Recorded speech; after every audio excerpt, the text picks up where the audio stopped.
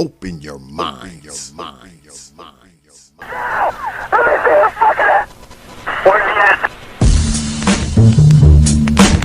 Hours of power. Hours of power. Hours of power. Hours of power. And so a community is where you control your police, you control your commerce, you control your education, you control your house. We don't control none of that. We live in a hood. Huh? Well, what about the Negroes that get out? Oh, well, see, my cousin, they say he's a multi-millionaire, almost at $1 billion. Three PhDs, working on 2 more. Driving down the street in Chicago in his Rolls Royce, enjoying himself, and he hears these sirens and looks through the mirror and sees this cop car flashing lights. He squeezed the steering wheel, man. Heart beats fast. Because he knows the price of a Negro, what it could be. And then when that cop car passed him by, he said, thank God he wasn't after you in the first place, Paul. That Negro thing you can't get away from. It's universal. They wasn't coming after you. With all your millions, with your Rolls Royce, with your PhD, didn't help. That's the hood. Why do you think you never pick up a paper till you read over and over and see white families? You think it's thousands of black cops in America. Why don't you see white families crying as black cops shot my loved one 40 times in the back of the head? Why do you think black cops are that? You think they're more spiritual? Think they're better? No! They got enough sense to know that white folks ain't gonna tolerate it. And I will stop in our neighborhood when we decide we will not tolerate it. Now, if we was organized, which is hard to organize people who are just gonna run crazy and you don't know you're crazy. But if we were, with the money we have, and the many people who would come to our aid that don't know what it's like to be a Negro, and we said, if we said, look, we saying, if we don't get a federal law to deal with police brutality, that anytime a cop or anybody carry a gun, have to have a license just like you to drive a car. And if you use it wrong, then you lose your license. And if it's upheld, you can never work again as a cop or a store guard or a private detective. How do you get Congress to protect you?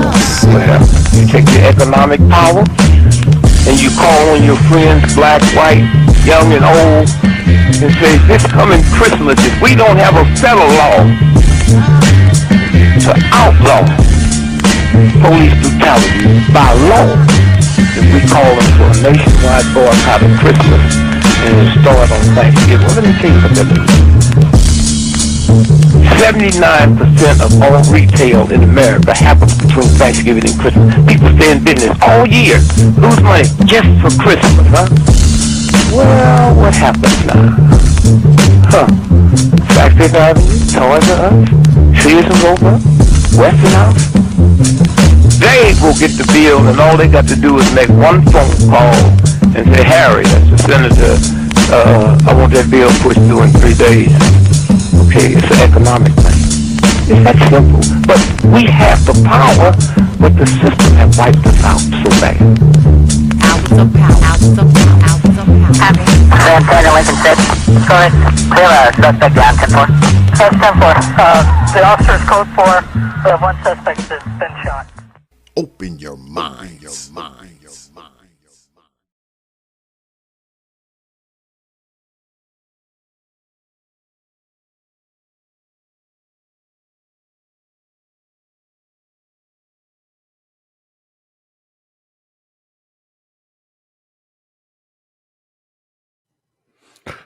And we are back. Bespoke. And welcome back to another edition of the Proper Thought series right here on the old T.P.O.T YouTube page. I'm your host, X, of course, but you knew that already. That's why your black asses are here. Special guest in the house tonight, the one and only Psychopatheist is here. And we're going to be discussing the effects of hip hop. I know that brother Psychopatheist is like a hip hop historian.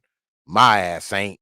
So prepare to learn something tonight, Negroes. But before we get started, you know, I always start the show off with thanking you good folks, man, for your likes, your shares, your views, your subs, and of course, your hard-earned pennies, nickels, dimes, quarters, and 50-cent pieces.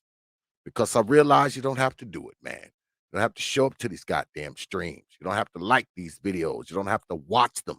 You don't have to sub to this channel.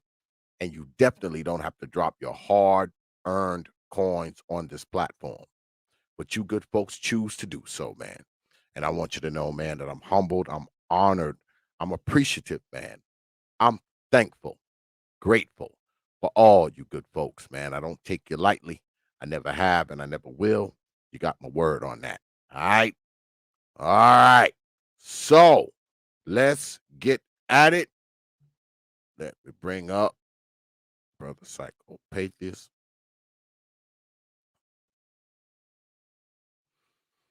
Brother Psychopatheist. Peace, peace. What's going on? How are you? What's good? What's good with it, man? I was actually looking forward to this, man, because like I said, I know you like a hip hop historian. So Mhm. I know we're gonna learn something here tonight. Um Now what people full disclosure, folk, I think Brother Psychopatheist and Brother SKC are going to be debating at some point in the future. So this is kind of a pre-debate, a chop down, if you will. But let me ask you this, Brother Psychopatheist. Yeah. What generation are you? You're a millennial, right? Or you No, Gen X? no. Gen X. Yeah. 70s baby. Okay, hmm okay. hmm So that means you remember all the way back to The Curtis beginnings. Blow, The Sugar Hill beginnings. Gang. You remember hmm all that stuff. hmm So let me start here before we get like all the way into it. What do you think were the best and worst effects of hip hop on folks? Huh. The the worst effects on hip hop to me would be the same thing as the best effects would be the expansion. It was the best thing and worst thing that happened to hip hop. So Wow. that expansion would be my answer for both. Okay. Now, when hip hop first started, right? It was hmm mostly it was mostly us, right? It's mostly black folk, for the most part. I hmm remember when people used to throw parties in abandoned houses and jack electricity off the light pole. I remember that kind of shit where I was from, where they Right. would have these parties inside of old abandoned houses and shit, hmm but it'd be DJ equipment in there and the goddamn house damn Right. near about to cave in on itself. But it's a whole DJ setup in there with mics, Negroes rapping in the whole nine. I remember those days when I was younger. Right. What do you think?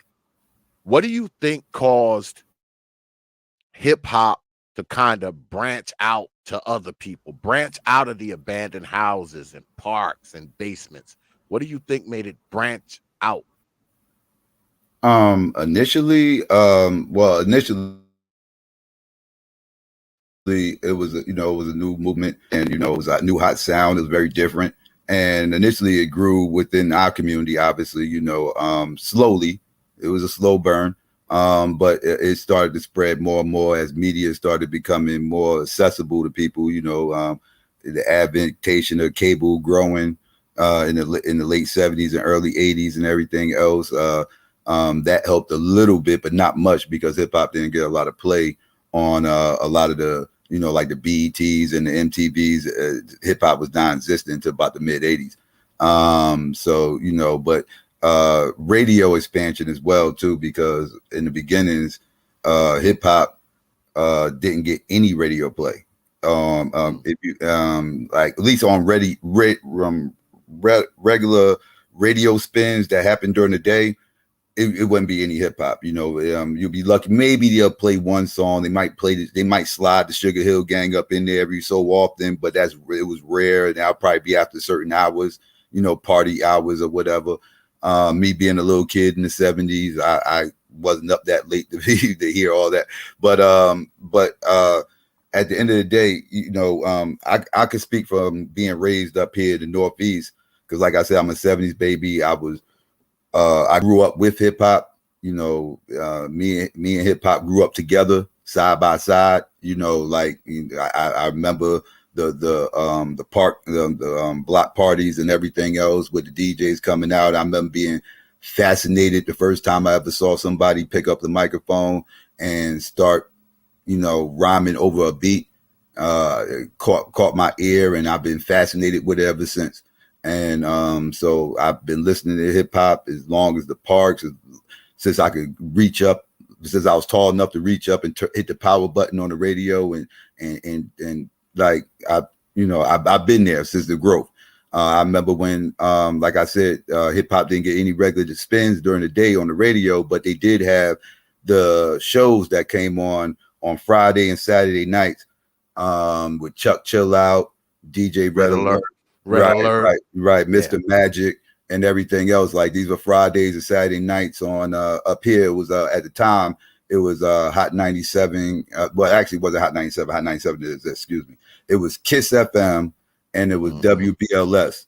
Those were the two stations. Those were the two black stations up here at the time that was popping. And Kiss, Kiss was where Red Alert was at. And I know Red Alert was on Kiss. I can't remember. I think Marley Marl was on BLS. He came on Saturdays, and but they had each station had two DJ sets that they would do on Friday and Saturday nights. They had two DJs out that had two different sets on Fridays on Kiss, and two different DJs that had sets on Fridays on BLS. Same thing on Saturdays, and they'll be on from like 10 to like about 1 in the morning. Then they'll start doing other stuff at the time, you know, whatever house music or whatever, you know, more club housey type stuff after that. And but that was the only time we got the chance to hear hip hop. And this actually was the invention of the mixtape. You know, a lot of people hear about mixtapes now. It's kind of a cliche term that people throw around. You know, I got a mixtape that's coming out. I got mixtapes coming out. Mixtape. These things really ain't mixtapes, right? It's just a term that's being used now, but the origin of the mixtape actually came from that era that I was just talking about, because, you know, again, the only time we get to hear hip hop, especially the new songs, were on Friday and Saturday nights. So everybody will go to their radios with their little cassette tapes and they'll put it in, and, you know, they'll wait for the DJ to stop talking after the commercials and everything, and then they'll hit record, and, you know, they'll record every song that came on, and that became the quote unquote mixtape, right? That was kind of like the origins of it. So, you know, so you had all that going on. And then, you know, hip hop started to grow a little bit more, started becoming a little bit more popular. What really did it again was the expansion started in around 85. 85 was when the Beastie Boys started to come into play. Crush Groove, the movie, came out. Run DMC was just about to drop Raising Hell, which kind of was a game changer because of the whole song Walk This Way, which had Aerosmith, with them remaking the Aerosmith song, which kind of was the song that was the crossover song that brought hip hop officially into the suburbs. That song right there brought hip hop into white communities, because before that, hip hop was just looked at as gutter music that was just street, you know, a trendy street sound that was going to fade away in like 5 years. If people told you in 1985 that hip hop would be the #1 music genre in 2020, they would have thought you was nuts. They would have thought you was nuts, because nobody thought hip hop would make it this far. Nobody thought it would make it out the 80s. They man, thought by the time you couldn't even hear hip hop in the daytime, man. In the daytime, you didn't hear hip hop. That was Nighttime, Red Alert, Chuck, Chill Out, Marley Right. Marl. I mean, you did not hear hip hop, and you definitely wouldn't have heard it like on a craft commercial or no shit like that. No, I mean, it was absolutely like not. that shit was hidden. All right. Right. It was like a hidden gem that, only certain people knew about, and they get their cassette player and somebody like Brother E. Taylor said, you had your shit on pause, you be waiting for that song so you can hit Hmm. pause and shit. Yep. I remember those days, man. I remember those days. But do you think that I know what I think. Let me ask you what you think about this.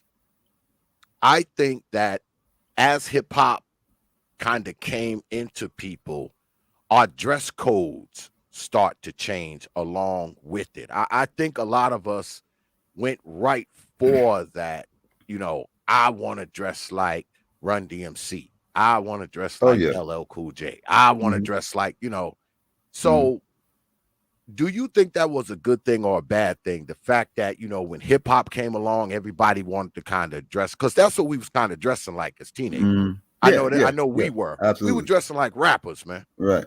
Right. Exactly. And but even if it wasn't hip hop, it'd have been something else, right? Because in before hip hop blew up, everybody was dressing one in the '70s. People was dressing up like pimps. Yeah. Everybody wanted to dress up like the exploitation, exploitation movies, right? They wanted to be Superfly. They wanted to be the Mac. That became a thing. Bell bottoms and stuff like that. Like they were dressing up very pimpish type gear. If you go look at the '70s and everything, that was a direct effect from the black exploitation era. So it's and but I'm glad you mentioned the fashion thing though, because I forgot to mention this too. It's very important when discussing hip hop. When discussing hip hop, a lot of people just keep hip hop on just the music, right? Just like DJs and MCs, right? Well, it's actually 5 elements to hip hop, and this is the part that a lot of people forget because it's not just MCing and DJing. You got MCing, DJing / beatboxing, and you have dancing, which is a huge element, and that especially in the early days of hip hop, graffiti, and what you just mentioned, fashion. So fashion is one of the elements of hip hop. So yeah, hip hop drives fashion in our community. It has for many years. I don't think it's a bad thing. Some people might look at it that way. Certain things you can probably frown your face on. Maybe you ain't feeling this. Maybe certain things you weren't feeling with that or whatever. But a lot of that is young head stuff. Like it's when it comes to hip hop. The hip hop fashion world is driven by young heads. A lot of whatever these young heads do is like when I was younger, I was dressing ways that I would never dress today. Right, like back like some of the baggy stuff I would wear. The flat tops. I'm not wearing a flat top today. So I even had a Gumby once. I even cop out to it. I had a Gumby once. You know what I'm saying? Like so, you know what I mean. So, but I would never do nothing like that day. But when you're younger, you're more adventurous, right? You're more willing to do certain things. You're expressing yourself, and that's what hip hop's about: expression. Oh yeah. I look at some of the pictures of me when I was a teenager, man. I look at some of that shit now and I'm like, damn, I look totally fucking ridiculous. Fucking furry Kango, fucking gazelles with no fucking lenses in them. Big ass, stupid fucking dollar sign Adidas belt. suits, Adidas and suit. just I All was that. like, Yeah. Jesus Christ, I look totally ridiculous. But back then, there was the shit. You was the shit. You was getting some girls with that shit on though, right? Yeah, You was doing all right with the honeys, yeah. right? Yeah, all right. Oh That's what yeah, I'm talking about. you walk up with the big gold nameplate on, and you got the big giant fucking dollar sign fucking belt buckle and shit. Feel me? The fat fucking laces in your fucking Adidas and shit. The motherfuckers was like, I mean, them shits was like really, really fat. And you didn't tie them, you just kind of ran them straight across. And my parents used to be like, what the fuck are you wearing? I'm telling you, I look at some of the pictures now. I'm like, Jesus Christ, man, I look totally ridiculous. But I guess that all goes along with time, right? Because now people still kind of dress hip hop, but they just do it differently. Right, Yeah, hip hop ish. Right, yeah. Yeah, they're not wearing Puma suits and shit no more. Right. They're doing other shit. you Right. know. But it still But got a little hip hop flavor to it, though. Right. yeah, It's just more dope. I've seen people bringing the big gold chains back where they got like 5 of them shits on. Yeah, yeah, Like, yeah. they bringing that shit back, man. Fashion Like, always goes back full circle. Fashion always comes back around full circle. Things that are cool today probably was cool about 40 years ago. yeah. Yeah. Well, are the Adidas suits and shell top Adidas with fat laces in them coming back? Is that Well, shit they coming did. They back? did cut. They made a comeback. About 10 years ago. They made a comeback. It was people wearing Adidas suits and shells and everything else about 10 years ago. Shit. Yeah, Well, I remember when they made a comeback. They did. I know it was a big thing where we were, because I didn't grow up in New York City. I grew up in the suburbs, Long Island. So Okay, we were but you still always had the trying same to radio dress. stations though. You had the Oh same yeah, radio same stations, all shit, that, right? same Yeah. shit. And we used to hang out in New York City and all that kind of shit. We wanted to dress like the brothers in New York City. That's where everybody shop. Nobody wanted to shop, in the suburbs no more. Everybody had to go to New York City to buy their clothes and shit. You know, and we would get together, it'd be like a group of us and shit. And we would Hmm. get on the train, and we go to Jamaica Avenue, we go to Right. Bolton Street. Right. Right. We'd be in the Bronx, Fordham Road. That's where we Hmm. all went, to buy our New York City gear. And the crazy shit is we would buy, we go there and buy, a few $100s worth of shit and fucking on the train back, change into the shit and fucking get off the fucking train with the new shit that we bought. It was like the stupidest Brand shit. new. Yeah, Get on stupidest chain, shit. brand new. Yeah. Yeah, we Yeah. was like 14, 15 years old. Yeah, that's the type of Motherfuckers stuff you had do when you're a teenager. Yeah, yeah. yeah, we've changed the shit, on the train and just get off macking. You have on your Hmm. shit, you have on your new Kango and your fucking gazelles and Yeah. your new suede pumas and all that Oh, kind of the shit suede on. Pumas. Oh man, I used to love the suede Pumas. Yes. I think that it has changed black society. And a lot of people think it changed it in a bad way. I don't necessarily believe that. I People go, don't oh believe man, that. this hip hop music, blah blah blah, because it was the same shit that was happening like back in the '90s, right? I remember back Mhm. when it was this guy. I can't remember his fucking name, but he had went on like a shooting spree. He had shot at a few cops and shot a few folks, and they found Tupac CDs, in his car. And Mhm. they automatically link that shit. Oh, he listens to Tupac. So, that's why he did this, because he listened to Tupac. And I'm That's saying silly. to myself, with all the music talking about drugs and getting high and all that kind of shit, you can Mhm. go ahead and blame all those people getting high off of that music. So, Right. do you think hip hop has gotten a bad rap? Because I guess because when you think about hip hop now is different than it was.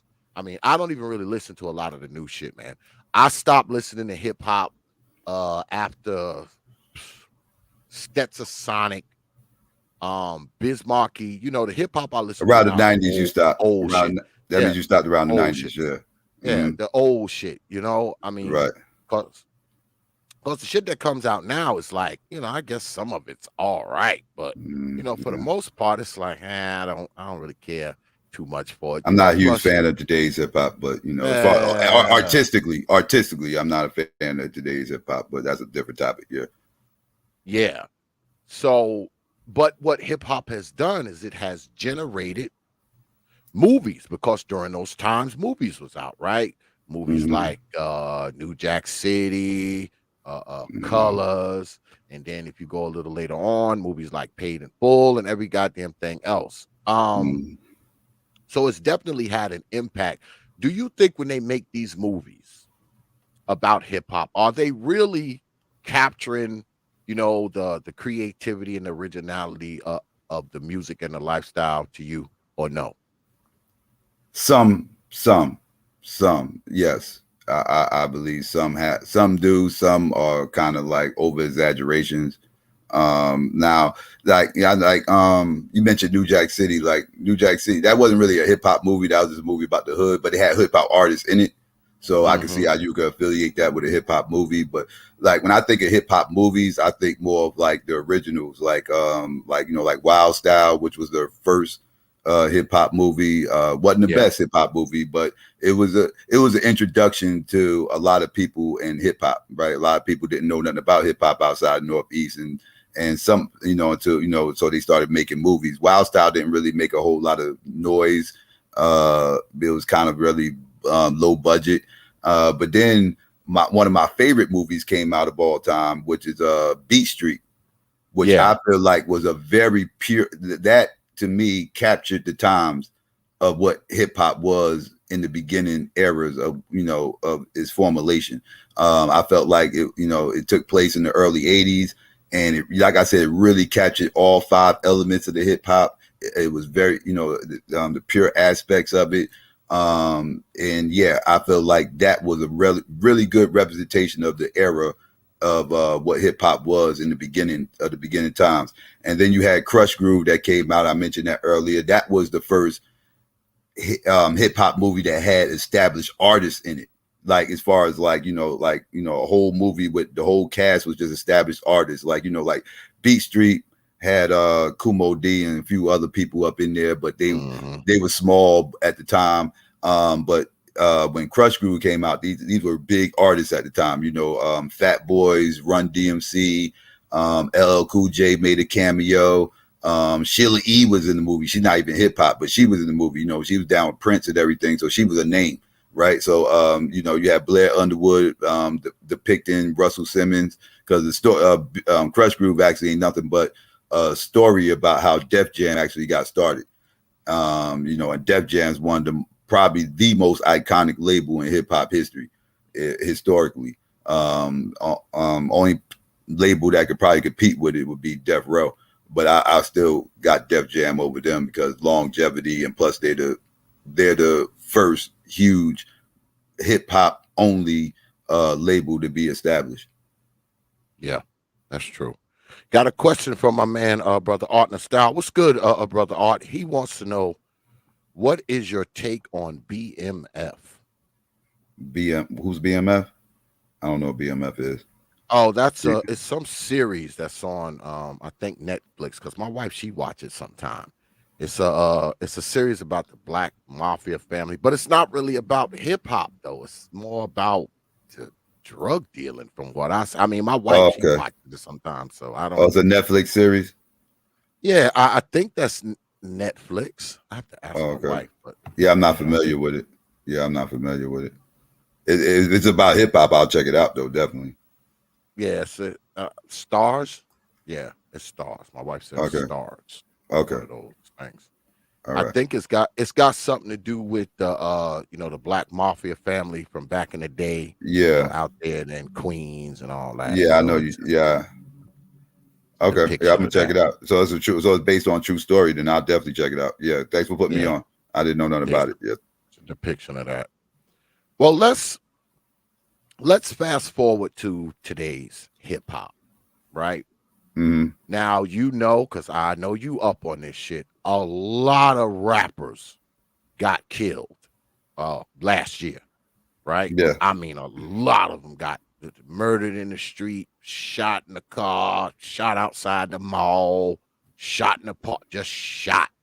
All right. Mm-hmm. I mean, I lost track. I've seen it so much, I don't even know how many it was. So do you think today that, the hip hop thing has, this killing and death weaved into the fabric of it, man, because these rappers are falling dead? Nah, I don't blame hip hop for that per se, because again, I have a hard time blaming music for the violence that's going on.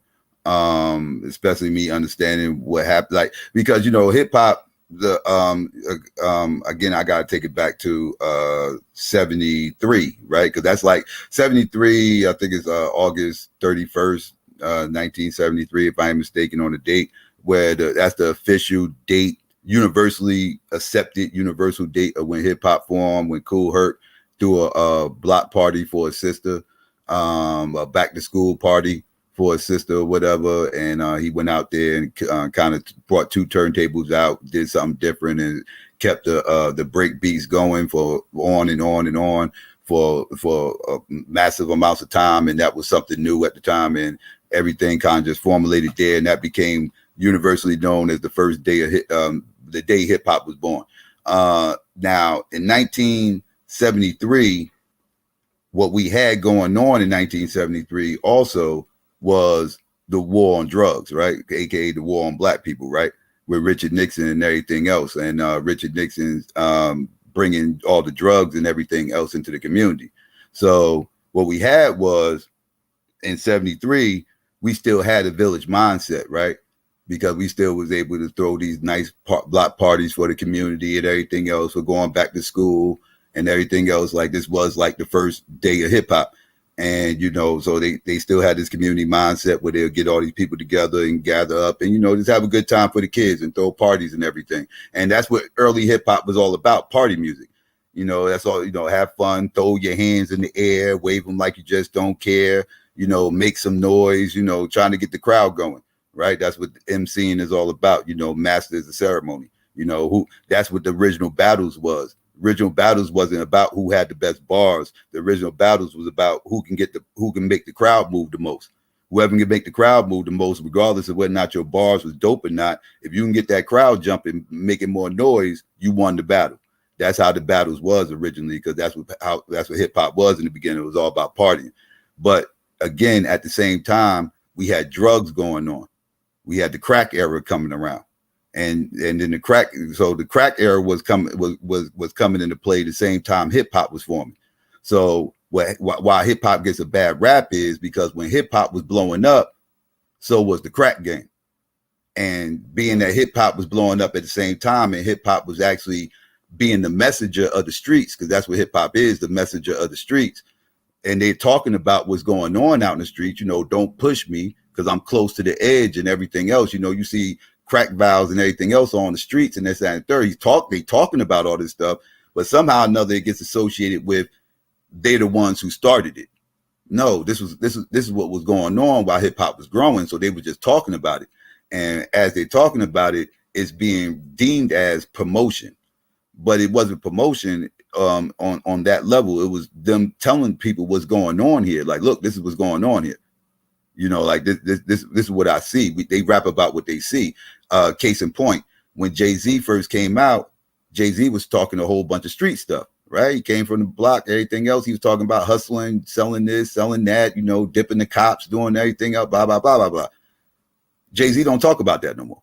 Jay-Z talk about sipping bottles and chilling on chilling with all the white people in ski lodges and all this other thing, because that's what he's doing now, right? Like, so people rap about what they actually doing, what they see. So if you see people rapping about certain things and certain elements and everything, there's a good chance that's probably what they're seeing and what they're experiencing. Now, you do have these studio gangsters. I don't want to pretend like you do have these little studio gangsters that really ain't doing all the stuff that they doing.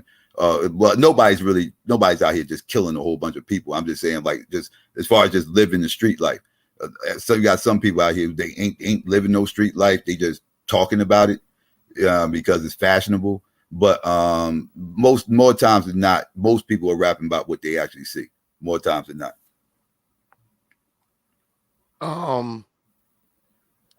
Well, do you think that there are well, of course, there's elements of hip hop in like everything now. You know, it wasn't like that before. We talked about that earlier.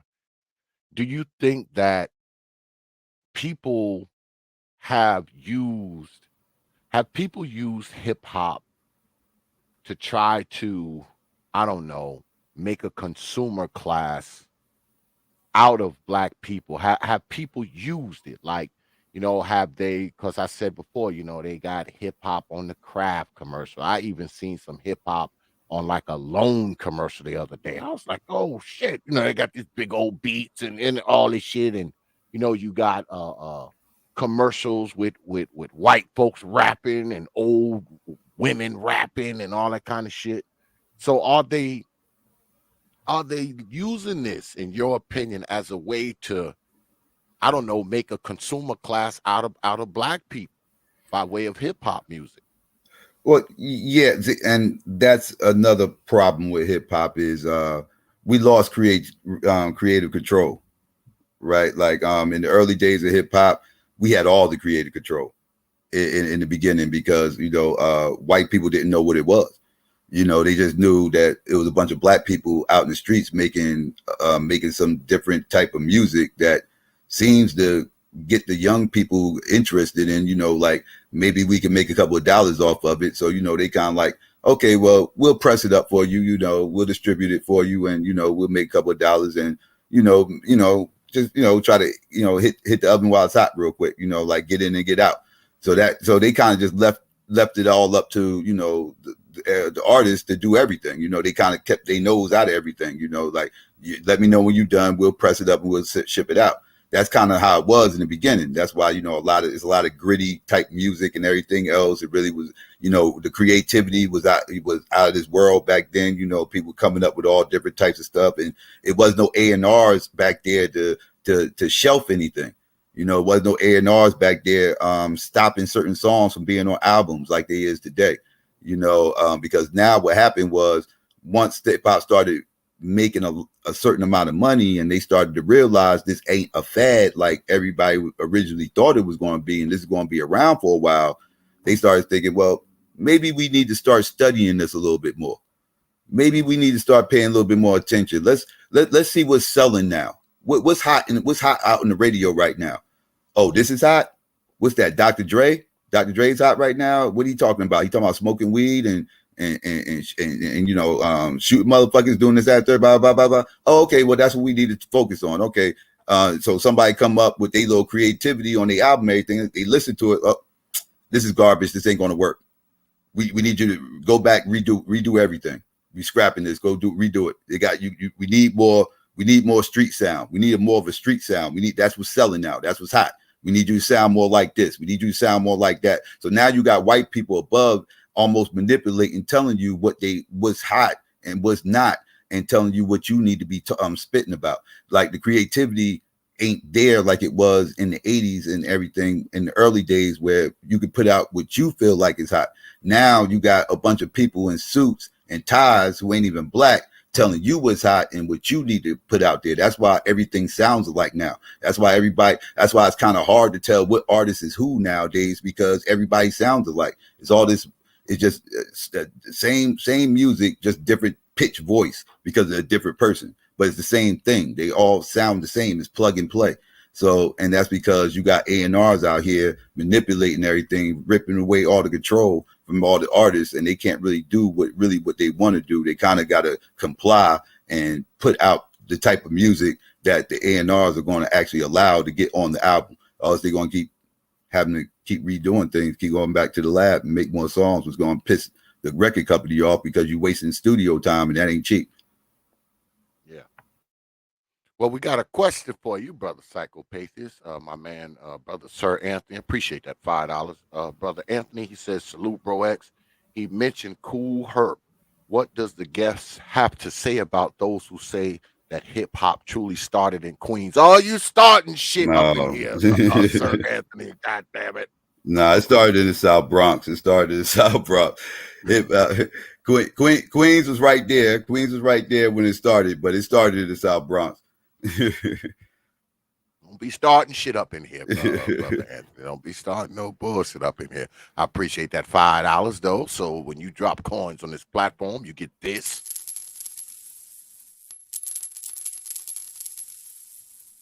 I appreciate you dropping your hard-earned coins on this platform. All right. Well, I want to get into some of your personal stuff. Like, let's start here. Who, in your mind, is or was the best hip hop artist? Oh,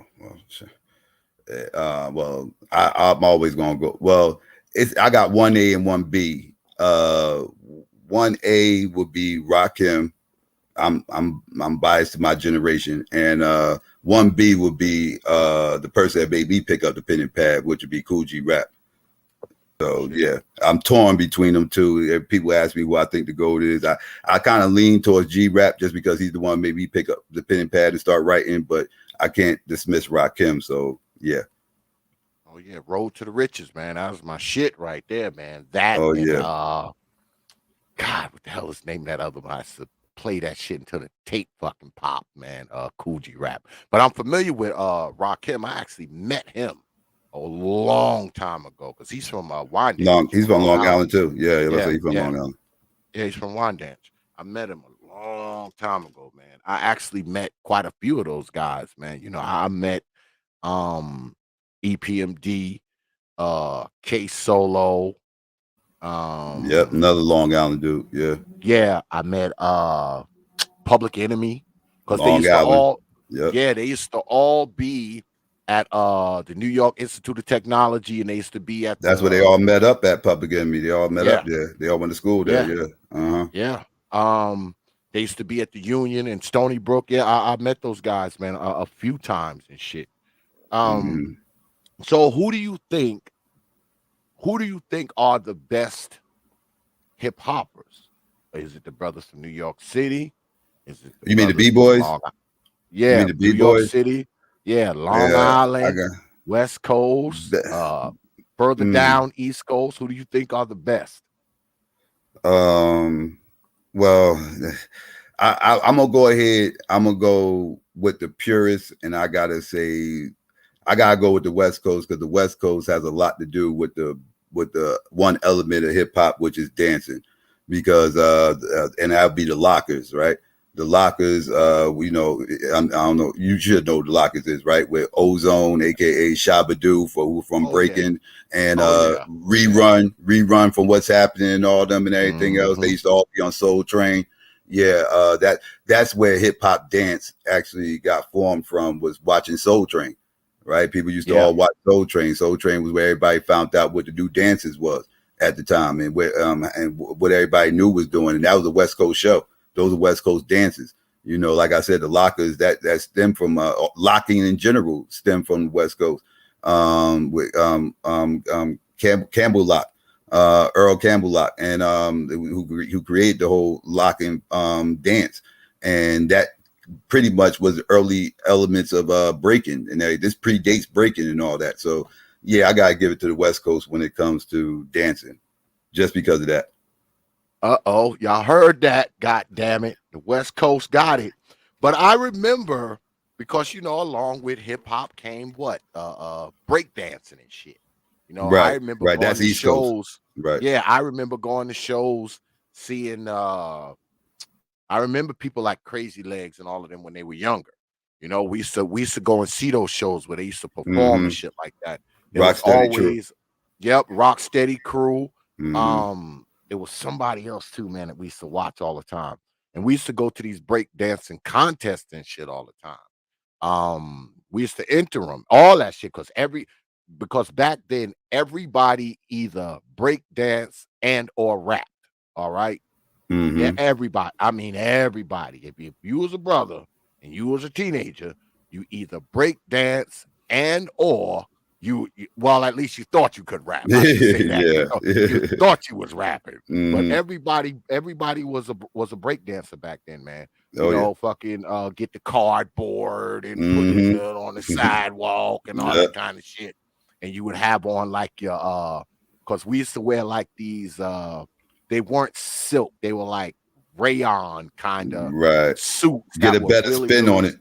yeah, yeah, yeah. We used to wear like these suits and shit, these shiny suits that you wouldn't be caught dead in now.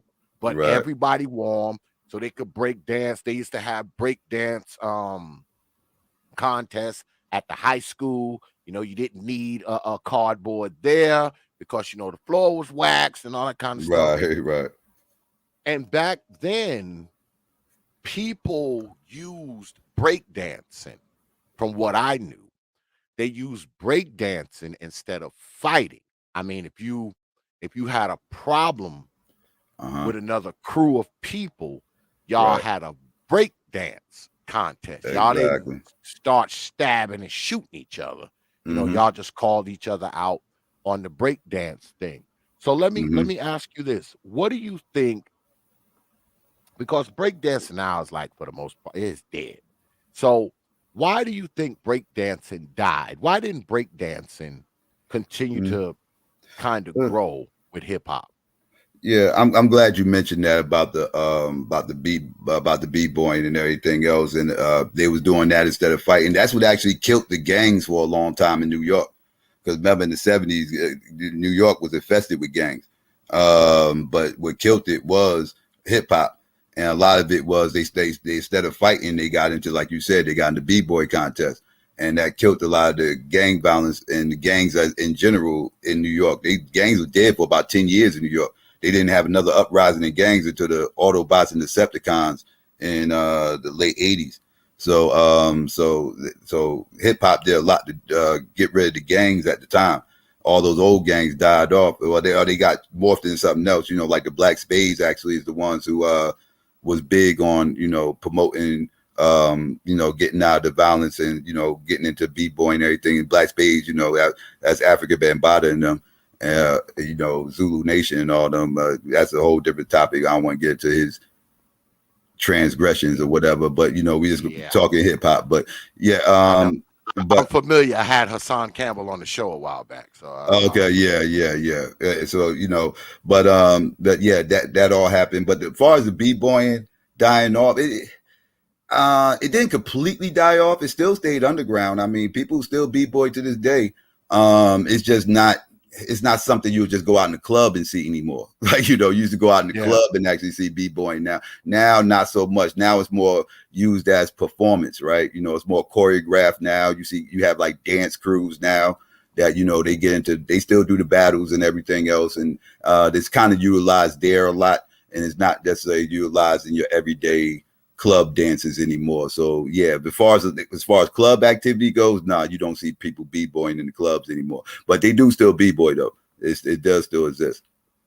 yeah. I saw some on a versus. I was watching a versus. I'm trying to Right, remember if it KRS One, was. probably KRS One Yeah, versus Big Daddy. yeah, That was the Rocksteady yeah, crew. yeah, Yeah, yeah. KRS brought the Rocksteady crew out in one of his Yeah, man. performances. Yeah, Freaking Crazy Legs, man, was out there doing this yeah. thing. I was like, oh shit, man, that shit took me back. You know? I was like, damn, I was almost tempted to get in my living room and try some of the shit I used to do when I was like 15, but better judgment took over and shit. Better judgment took over. Yeah, Yeah, better judgment don't took hurt over. yourself, man. Don't hurt yourself. Yeah, man, fuck that. Goddamn, Crazy Legs is in way better shape than my ass is. Um, so when you I know now, right? I mean, hip hop is different now. It's got so many different types of rap and hip hop, and it's so many different types, right? Do you think that kind of hurt it, right? Because before there weren't a lot of, if you go back, say, I don't know, 15, 20 years, you know, there were different styles, but there were only what, 5, 10, maybe. Now there's a million. So, do you think that you have to be good to make it, or can you just get on there with a beat that people like and you going platinum? The latter. All you need is a beat. All you need is a beat and be marketable and have a catchy hook, and you'll blow up. That's all you need. That this is today's hip hop, right? You got because today's hip hop, because what you just broke down right there, what I just broke down was the rappers that's out here, right? Like notice I don't really call people rappers, I call them MCs, because that's what people are supposed to be. People are supposed to be MCs. Like I respect MCs, I hate rappers.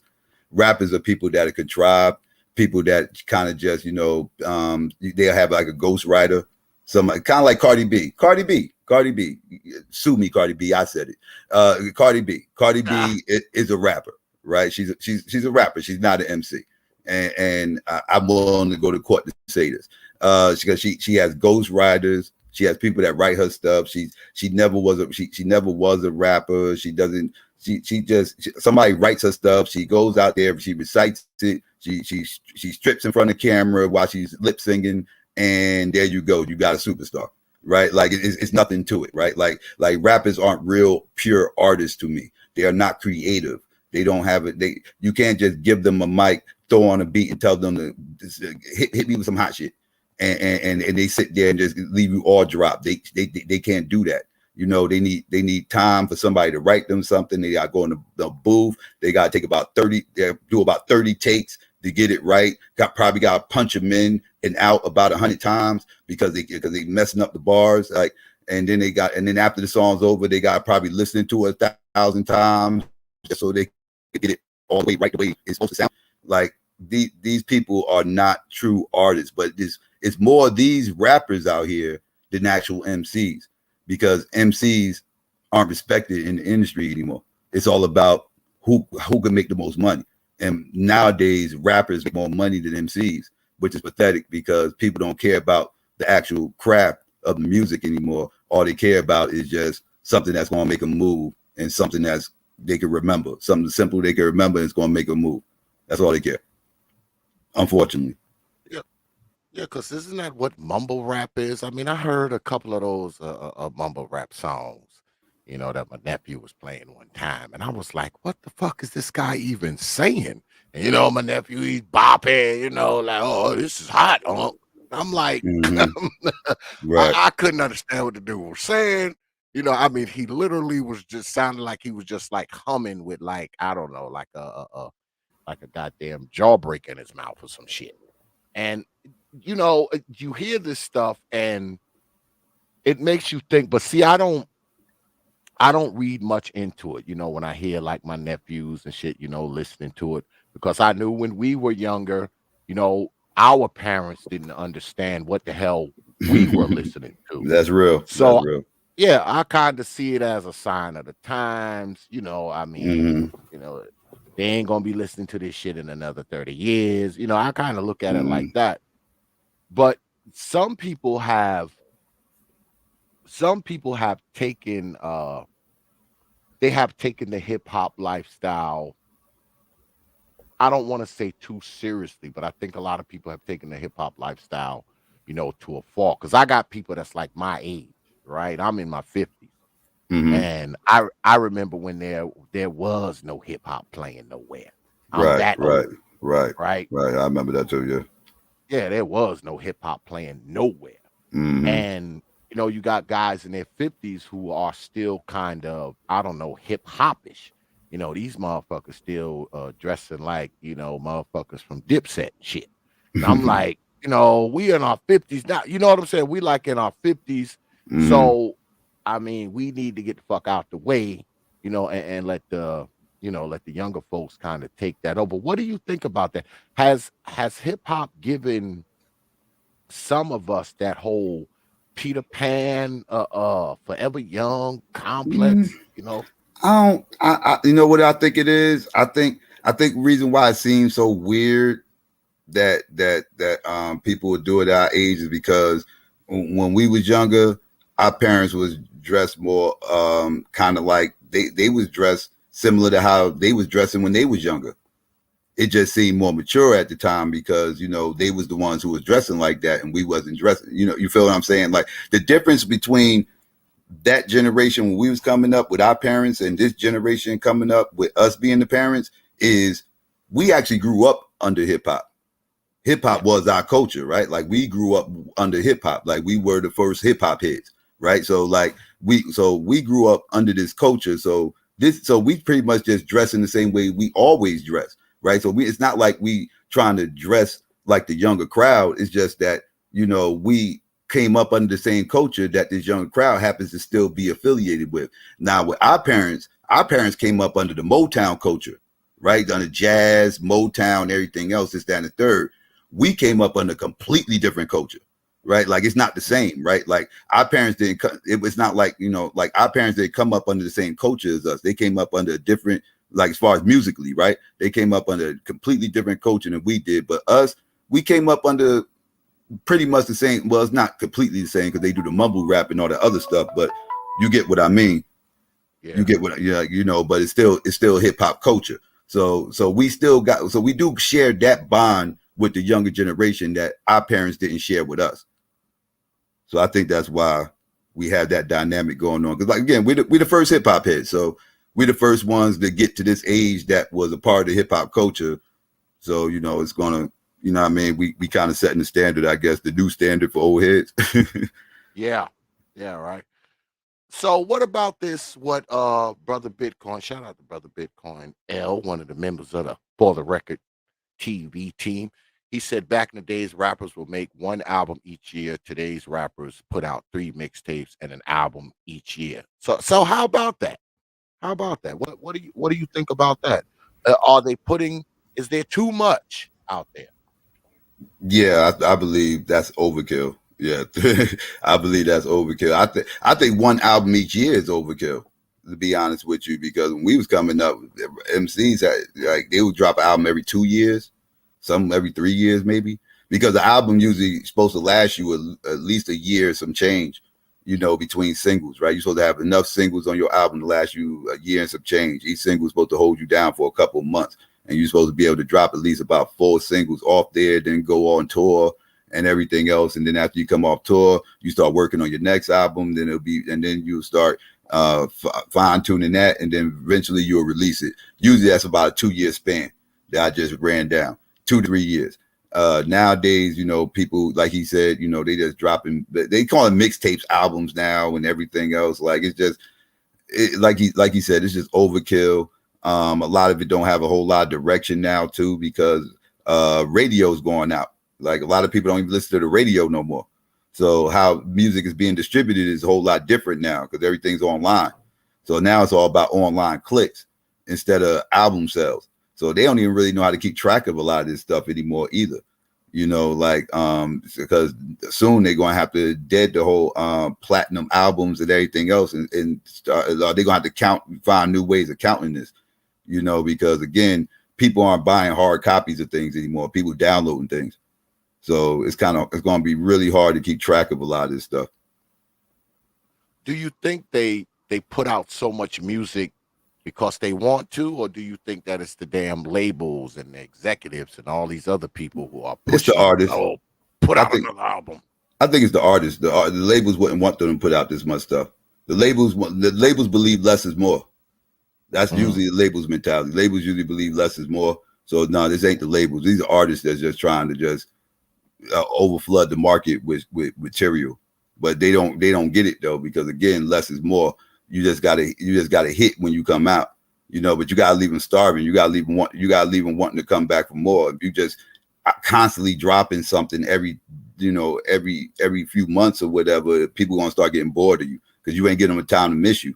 They need time to miss you so they can come back and start. You gotta leave them starving. Yeah, well, Brother Art, he wants you to address the white rappers. What's your view on white rappers? Well, white rappers, they've been around for a while. They've been trying to get white people involved in hip hop for a long time. First through dance and everything else. Then again with the MCing. Of course, I mentioned the Beastie Boys earlier. They was early pitch at trying to turn this punk rock band that wasn't even rappers into rappers, because they was cool with Def Jam, and they decided they was gonna have them be the opening act for Run DMC that happened to be on tour at the time and everything.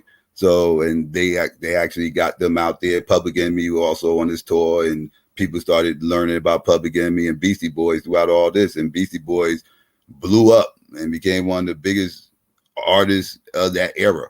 And then you come around. Then after that, you started having more people coming around. Third Base was popular at one point in time in the 80s. And then, you get around to the 90s, you got Milk Bone, and then, of course, the infamous Vanilla Ice, who, we all know about him getting hung over the balcony and starting Death Row and everything else. I would say that was impactful. I would say you can't write the history of hip hop without talking about Vanilla Ice just on that alone. if nothing else. He got one of the biggest hip hop labels of all time started on off his feet, hanging over the balcony. You know what I'm saying?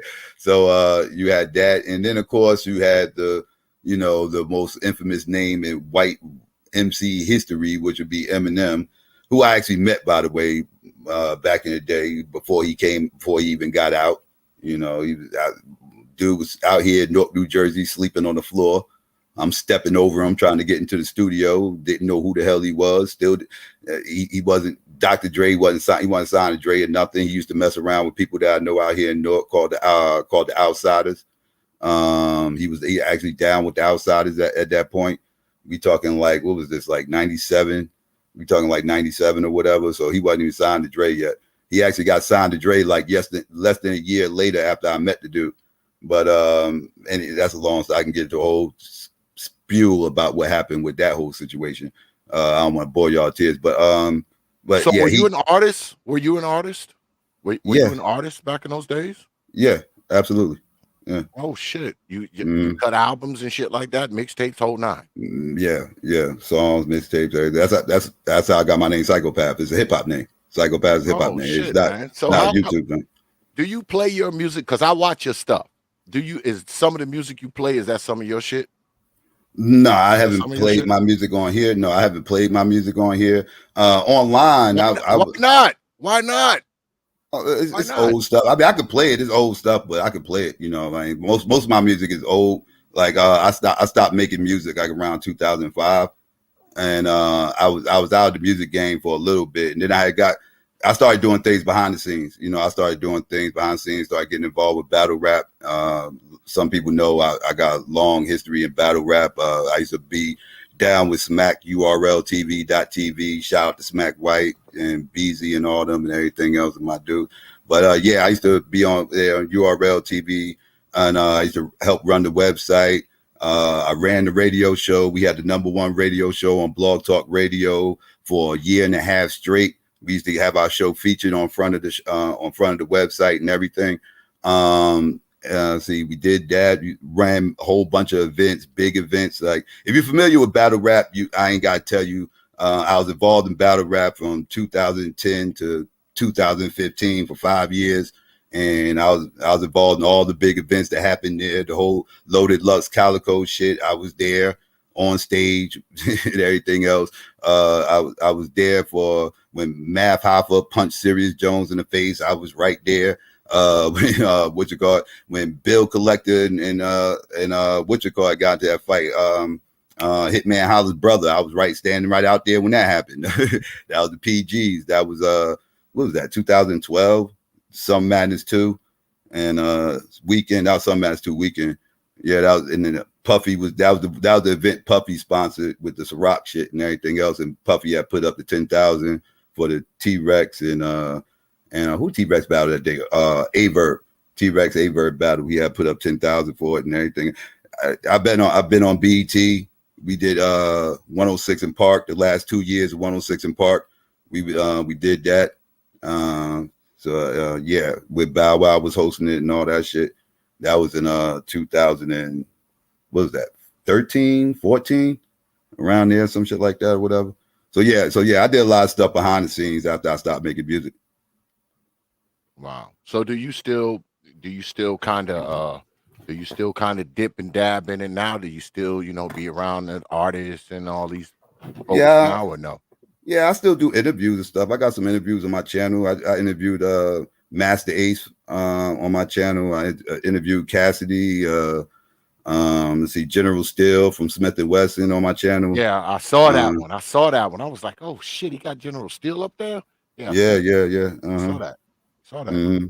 Ali Vegas. Yeah, a few. I got a bunch of Bizarre from D12. A whole bunch of people. Yeah. Yeah, man. Y'all need to get down there, man, and subscribe, man, to Brother Psychopathia shit, man. You'll learn some shit down there, man. I told you he be having some interviews of people that you ain't seen in a while. Like when I saw General Steele, I was like, oh shit, you got him up there. Mm-hmm. Cool, yeah, dude. man. Y'all need to get on down there, man, and check out moderators if you don't mind. put brother Psychopatheus's channel in the chat, please. Kind of spam it sporadically, if you don't mind, good folk. Yeah. So you and Brother Supreme are going to be debating this, right? That's what I'm thinking. Y'all debating sometime next We've week been or in the we've been next 2 weeks sparring. or something. Yeah, me and him been sparring about this topic for years. We never had a formal debate on it, but we done had a whole bunch of sparring matches about this though. So yeah, I'm familiar with his position on this topic. So I'm assuming from what I know about him, he thinks it's bad. He thinks that Yes, it's he thinks it's negative. all Okay. evil. Yes, he thinks it's Okay. all evil. All evil. See, I don't agree with that shit. I I don't think it's I don't I think it's personally good hold the brother. position. I personally hold the position. Hip hop's the greatest thing that came out of our community in the last 50 years. I don't think nothing Mm, came out of our community better than hip hop in the last 50 years. wow. Why? Elaborate. Why do you think that it was such a great thing, for black folk? Well, it was the most influential thing to ever come out of there. I think that's without question. We just mentioned a whole bunch of reasons how I can make that argument. It Mhm. definitely put more money in people's pocket than anything that came out of our community over the last 50 years. I mean, look how many millionaires it made out of people that came out of poor, impoverished areas. Millionaires. That would have never been millionaires without hip hop. Would have probably been washing cars or something, struggling out in the streets if it wasn't for hip hop. Hip hop employed a lot of black people. Yeah, it's true. It's very true. Very true. But don't you think now that it's been kind of diluted because you got so many executives and people who ain't black kind of calling the shots? Do you think it's been diluted? Is there something missing Well, from it because you got all these people sitting up in these skyscraper offices pulling the well, string? another thing that hip hop did was made people in the music industry smarter.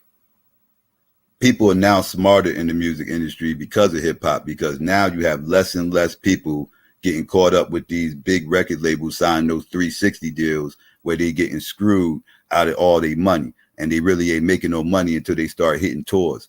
Now you got a lot of people going independent. It created the whole independent circuit now. So a lot of people are going independent. That's why you do get a lot of these mixtapes and stuff like that going on. A lot of these people that do the mixtapes and stuff and everything, these are a lot of this is independent artists that are doing this. They kind of just, going off the cuff, and they trying to find something that's going to hit, because again, they probably don't have no big distributors. So they independent, so they got to try to do it the hard way. But the good thing about that is once whatever money they see, they get all of it, instead of having to, split it up all these ways, and they only getting a little small piece. And again, they don't have to go on tour to get the rest. So now they get to see a whole lot more of their money. They smarter. They know to try to own their masters and everything else. So they don't get, you're going to see less and less horror stories in music now than you did back in the day. Because now, you go look at like Unsung, some of these old stories about these old Motown artists and everything else. All you hear is horror stories. All you hear about is how broke they are. They all died broke on drugs. They got to still tour just because they so broke, and they got to, and that's why they still touring, because that's the only way they could feed themselves, because they screwed up they got screwed out of so much money when they was doing their thing. You're not going to hear these type of stories with these current hip hop artists years later, because, well, not unless they messed up their money, because it ain't going to be because the record company screwed them. You feel what I'm saying? So, and that's because people are smarter now, and that's hip hop, because hip hop is the ones that actually show people you can go independent.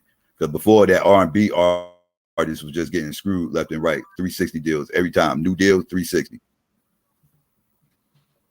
Well, I want to ask you about one of the most infamous things in the hip hop world, the the deaths of Big and Tupac. Do you think those two killings? Do you think they're related? Did they happen because of each other? Um, Pac, yes. excuse me, Biggie, yes, Pac, no. Pac's killing didn't have anything to do with Biggie. That was beef that was going on out in the West Coast and everything else. Actually, Tupac shooting out here in the East Coast didn't have to do with Biggie either. That actually had to do with, that was some street stuff that had to do with a dude by the name of T.P.O.T, famous stick-up kid out here in Brooklyn. And yeah, he just got caught up with the wrong people, and they caught him slipping coming out the studio. But that ain't had nothing to do with Biggie. He thought Biggie had set him up, but he didn't. But the idea that he thought Biggie set him up, and the fact that he was running to the magazines telling everybody this, that caused up a big stir, and it caused up a big to do with people outside of this area that had no clue what was going on, and all they knew was what they was reading in the magazines, because everybody outside this area thought it was some big drummed up beef with the East versus West Coast. And the Vibe magazine didn't help none. Source got to take some of the L's with that too, because they stirred up a whole coastal beef based on a claim that wasn't founded, an unfounded claim by Tupac that was just extra paranoid at the time. And by the time it came out that it wasn't Biggie and Biggie had nothing to do with it, it was too late. The flames was burnt, right? So now you got all this tension, all this BS going on. They snippering back and forth on record, and then Pac get into his BS out in the West Coast. He gets killed. So now you got all the Pac fans that's mad that Pac is dead and Biggie's still alive, and they still in their head think Biggie had something to do with getting Pac shot on the East Coast. So now Biggie got an album that's about to drop. Biggie got to promote his album. Biggie goes to California to go promote his album. People didn't want him to go. He wanted to go. He wanted to try to say, he thought it'd be a good idea to show California he ain't got no hate for him. You know, I got nothing but love for California, so I'm gonna go. And he went out there, and you know the rest is history. You know, I believe that had to do with the Tupac thing indirectly. I believe that had to do with Pac as well. Even though people say it had to do with Puffy owing money and everything else, but I also think the reason why them Crips, reason why Puffy owed those Crips money that shot Biggie is because of some shit that had to do with Pac. So like I said, indirectly, I think, yes, Biggie got killed because of that whole Pac situation. Indirectly. All right. Well, speaking of the West Coast, my man Art the Style, once again, he's like, what was Suge Knight's biggest mistake, and what should have been done to be on top of the world during or even after Tupac? He could have fell back. He could have fell back from trying to be a control freak and a dictator, and allowed the artists to be artists. Like, he tried to bring the streets into the music game, and that kind of made a lot of people feel uncomfortable. And he was kind of he turned Death Row into a madhouse, and he brought too much he brought too much of that street element into the industry, which was a bad mix, right? And it was doomed to fail, because you can't run that that label the same way you'll run a trap house. And that's pretty much what he was doing. He was running Death Row like a trap house, and that's a bad mix. That's doomed to fail. It'll work for a while, but after a while, it's going to end up killing itself from the inside out like a cancer. So, and that was his mistake. He wouldn't leave the streets alone, and he brought that street element into his business world. And you should never cross mix the two. Yeah, that's pretty common sense, you would think, right? Let me see. Was another question up here? Let me see. Trying to get to y'all questions, y'all. So, just bear with me, folks. Oh, here we go. What's your thoughts on female rappers? Female rappers today. I heard a couple that's all right. I did hear a couple that's all right. So people be sending me things to listen to. I heard a couple that's dope. I'm big on Remy. I'm a big Remy Martin fan. I've been a Remy Martin fan for 20 something years. So so I'm big on Remy. A lot of the female MCs I mess with are like back in back in the 90s and everything else. Like Rod Digger's my homie. I fuck with Rod Digger. I know her. Like shout out to her. She's also an outsider too. Same crew I was talking about. Big on her. She writes her own bars too. Nobody writes her stuff. I can vouch for that. Let's see, who else? Of course, MC Light is like the GOAT. She's like the GOAT when it comes to female MCs to me. And it's other MCs out there, females that I rock with. Kim's dope, even though she got people writing her stuff too, but I like Kim though. The Brat, I like the Brat. I used to like Lady of Rage. I used to like her big time. I don't know why she didn't go further. Mia X, like Mia X. Let's see. Trina, I could take her or leave, but she's all right. She all right. She's all right. She all right. But it's some females out there that's dope though. It's some females out there that's dope. I like female MCs. I like female MCs that write though. What I don't like is I don't like the stripper MCs that's out today. A lot of the stripper MCs is out today, like the whole like the Meg. If you're talking about like Meg Thee Stallion and shit like that, I'm not a fan. These are strippers that turn rappers. I'm not a fan of that. Like they're not talented, right? They just got a look. They just being sold a look. They selling a look to people. I can care less about that. If I want to look at you, I'll buy a centerfold or some shit. I don't care. I'll go to your OnlyFans or something. I don't care. I don't need to hear you. Like if I'm listening to you, I want you to be talented. I want you to actually be saying something. I want you to actually stimulate my eardrums, and you're not doing that. You might be stimulating my eyes, but you're not stimulating my eardrums. That's no good for me when it comes to music.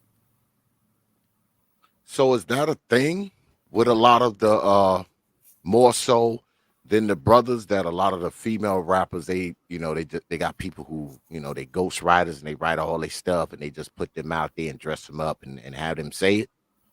These stripper females, yes, like the Cardi B's and the Meg Thee Stallions and stuff, like yeah, for the most part. Now I heard Nicki Minaj writes her stuff, so I've also heard other people say something different. I don't know. I'm not a fan of her bars anyway. So even if she did write them, I don't think they're that great anyway. I'm not a fan of Nicki either. I've criticized her. People get on me for that because a lot of the barbs, they come after you. But I'm like, yeah, I'm not a fan of Nicki. I don't think she's dope like that. I just don't. I think they selling a look, she's just like another female they did selling a look to. Speaking of which, I heard I saw her talking to Kevin Samuels earlier. Oh, really? Damn. Yeah, she had a whole conversation with him. Talking to everybody. God damn it. He's talking to everyone. Is that a thing within the brothers who rap though? Do a lot of brothers have these quote unquote ghost writers? They not really writing stuff. They just I know a couple. I ain't gonna call too many people names out, but I know a couple. Yeah. But yes, people got ghost writers. Absolutely. That like P. Diddy ain't never write a bar in his life.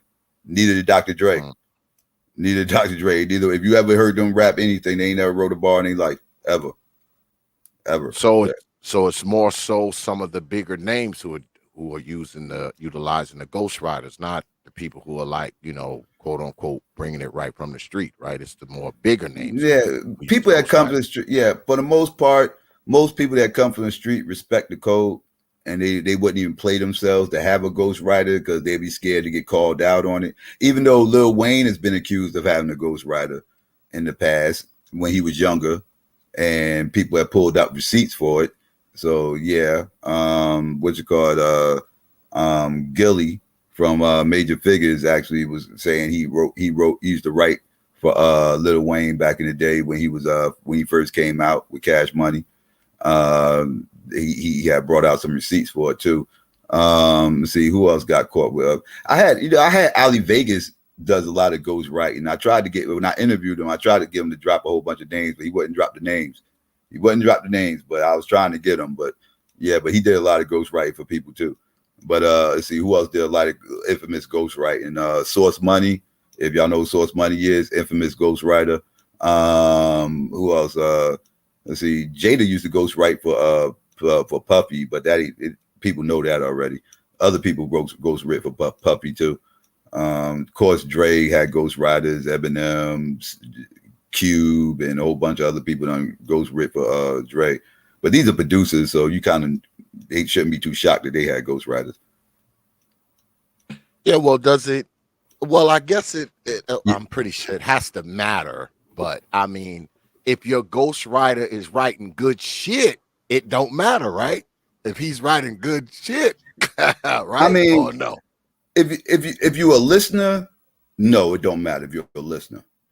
If you an artist, you lose respect for them, right? Like you lose respect amongst your peers if you got ghostwriters. Now fans don't really care. Fans just want something that sounds good, right? Like most fans don't know these people got ghostwriters or care. Like you was just saying, as long as it sounds good, that's all they care about.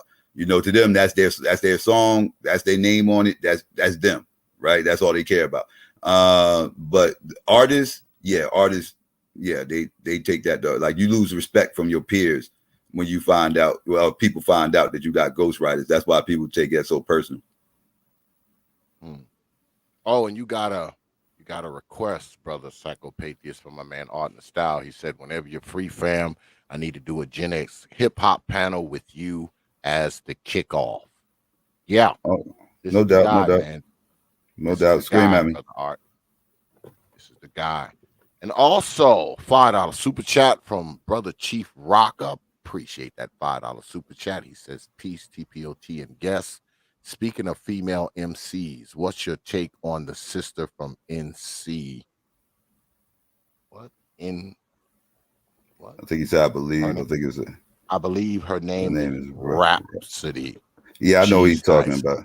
Yeah, Yeah, I she know is who nice. she is too. I Yeah, know who she she is is nice. too. Yeah, she's nice. Yeah, I know what you're talking about. Yeah, she's nice. She's nice. Asian Doll's all right too. I saw Bitcoin mention her. Yeah, she's all right too. Yeah. Mm-hmm. Appreciate that, brother Chief Rocker. You get this.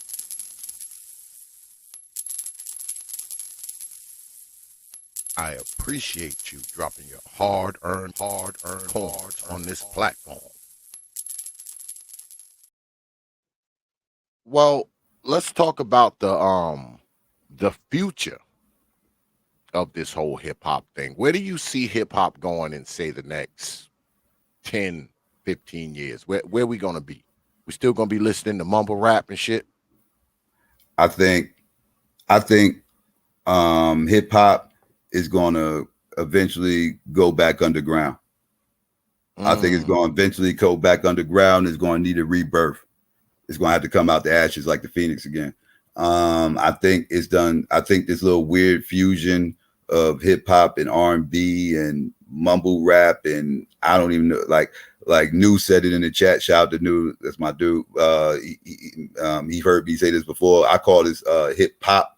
Nowadays, it's kind of hard for me to even really call it hip hop because I'm a hip hop purist, and I'm not seeing a lot of purity in today's hip hop. So I like to call it hip hop. I like to give it a different name because it's kind of almost kind of a shell of what the culture that we kind of developed, and it's kind of morphing into something else. You know, they even starting to call it drill music now, right? And I'm cool with them calling it drill music because it needs to have a different title. And I want this drill music to start to get from up underneath the hip hop banner. I want hip hop to go back underground. Like that's why I got involved in battle rap to begin with, because battle rap started to become mainstream now too.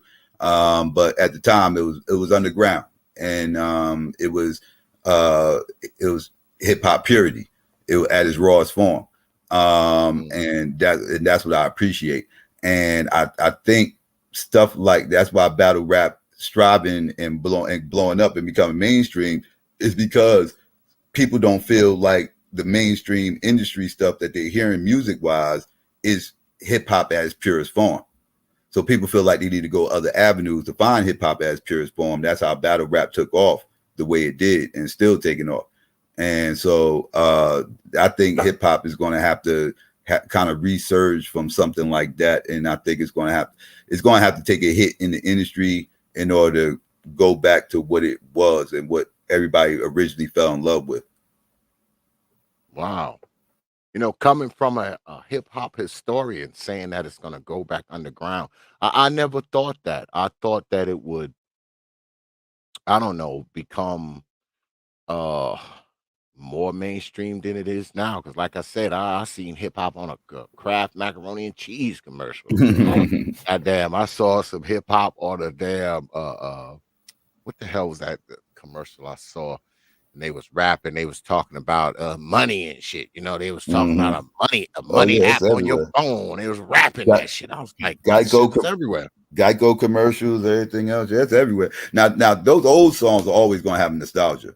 But see Yeah, that's the old hip hop pure, that's the old pure hip hop, right? Like that's the stuff that you're hearing on the commercials, right? The stuff we grew up listening to, right? yeah, Like the that's older stuff, the older right, stuff. right. Now this newer stuff, like I said, is morphing into something else. It's kind of like I said, like I've said this before, and I might say it now. When you first hear a song come on now, you hear the beat before you hear anybody say anything, a verse, a hook, or anything. All you hearing is the beat. You don't know if it's a hip hop song or R&B song, do you? Nope. You You have to can't wait. tell the difference nowadays. Hip R&B is sounding like hip hop sounding like R&B.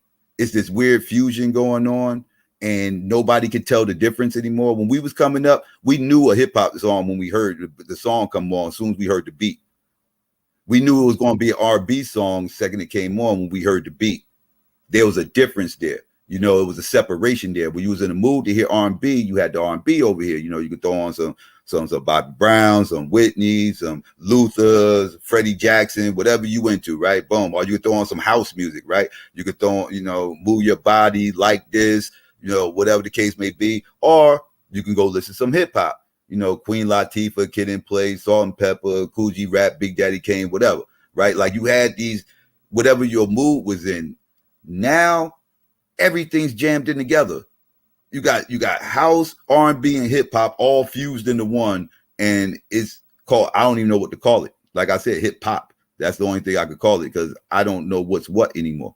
That's why I say hip hop in its purest form got to go underground, and it's going to have to resurface after they figure out what they're doing with this fusion music.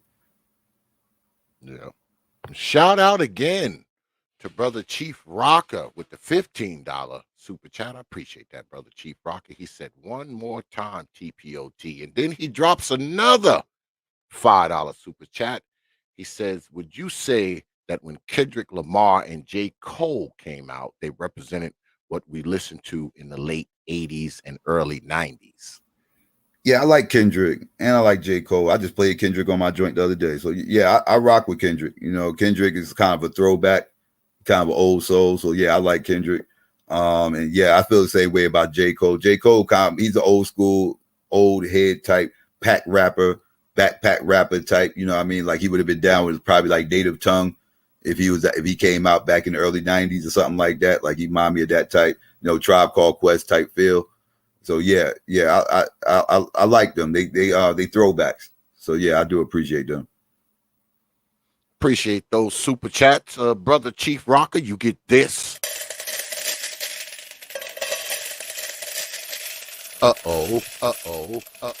big coin drop on this platform.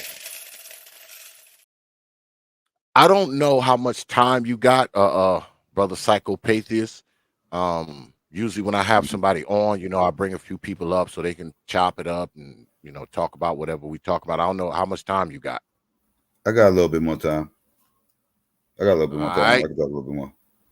Y'all know what to do. If you want to come up and speak with our guest, y'all know what to do. Hit my email. It's prophetofthought@yahoo.com. That's prophetofthought, one word, no caps, @yahoo.com.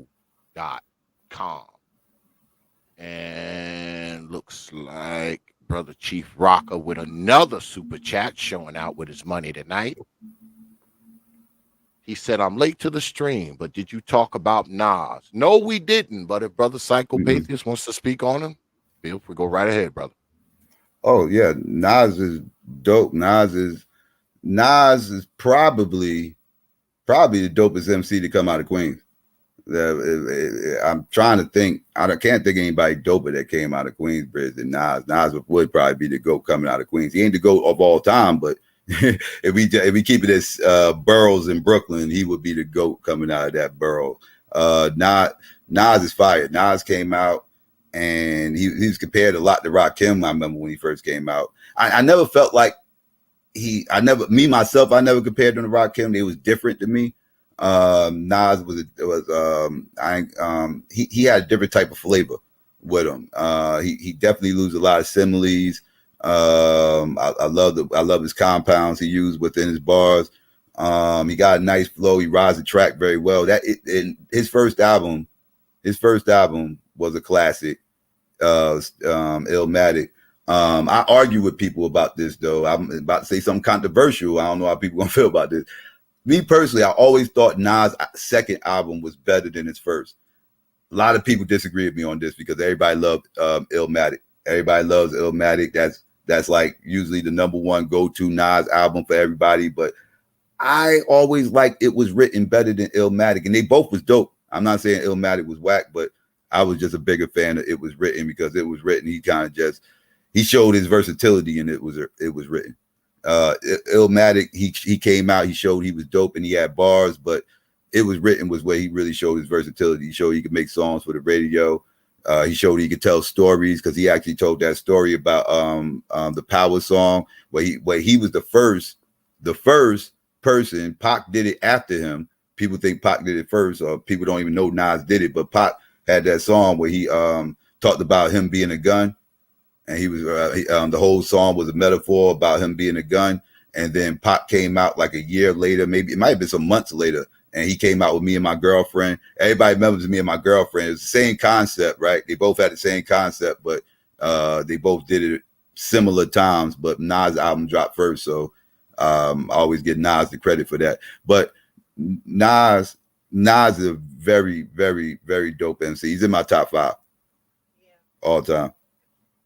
Yeah, brother Bitcoin asking who was the GOAT. I think he addressed that already. Brother Bitcoin, who he thought was the best. But I guess you can tell him again if you want to. Yeah, 1A Rakim, 1B Cool G Rap. But like I said, I lean more towards Cool G Rap a little bit more. I guess I should have said he was 1A. But yeah, I lean more towards Cool G Rap because he's the one who made me pick up the pen and pad and start rapping. Yeah. So, do you think being the best has to do with having the best albums or having the most longevity, right? Because some MCs and rappers and hip hop artists last longer than others, right? Some people they hit, they flash in the pan, then you don't hear from them no more. And then you got brothers who's been around for years. So, I mean, is it a combination of both of those things or no? Repeat that one more time. I'm sorry, I was just reading something. What did you say? Yeah, when you think about, who's the best, who's the GOAT and all that kind of stuff, Right. does it all have to do with, the albums you drop, your style, or does it have to do with longevity? Because, some people come in, Right. they I got you. they're flashing the pan and then Right. they gone in a year, and then some dudes is around forever. So My answer would how be, does that work?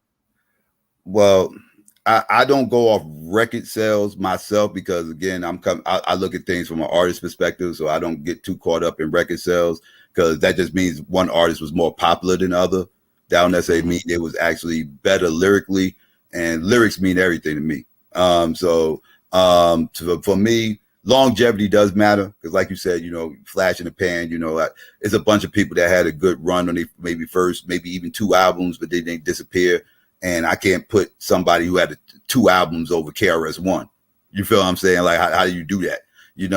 So you gotta have longevity. You gotta have bars. That's very important. Versatile. That matters to me. I don't want to hear somebody who's just one dimensional. You just give me one thing every time I hear you. I would like to hear you switch it up a little bit, make me think some, right? Styles help. It's not the end all do all, but it helps, right? Presentation always helps because that's what style is, right? Delivery and style is presentation, so that helps. But that's not the end all do all. But yeah, the main thing will be lyrics, and then after that, other stuff all falls into play. It's a combination of things. So, do you think there's artists out there who aren't really that good, but they just got a hell of a PR team?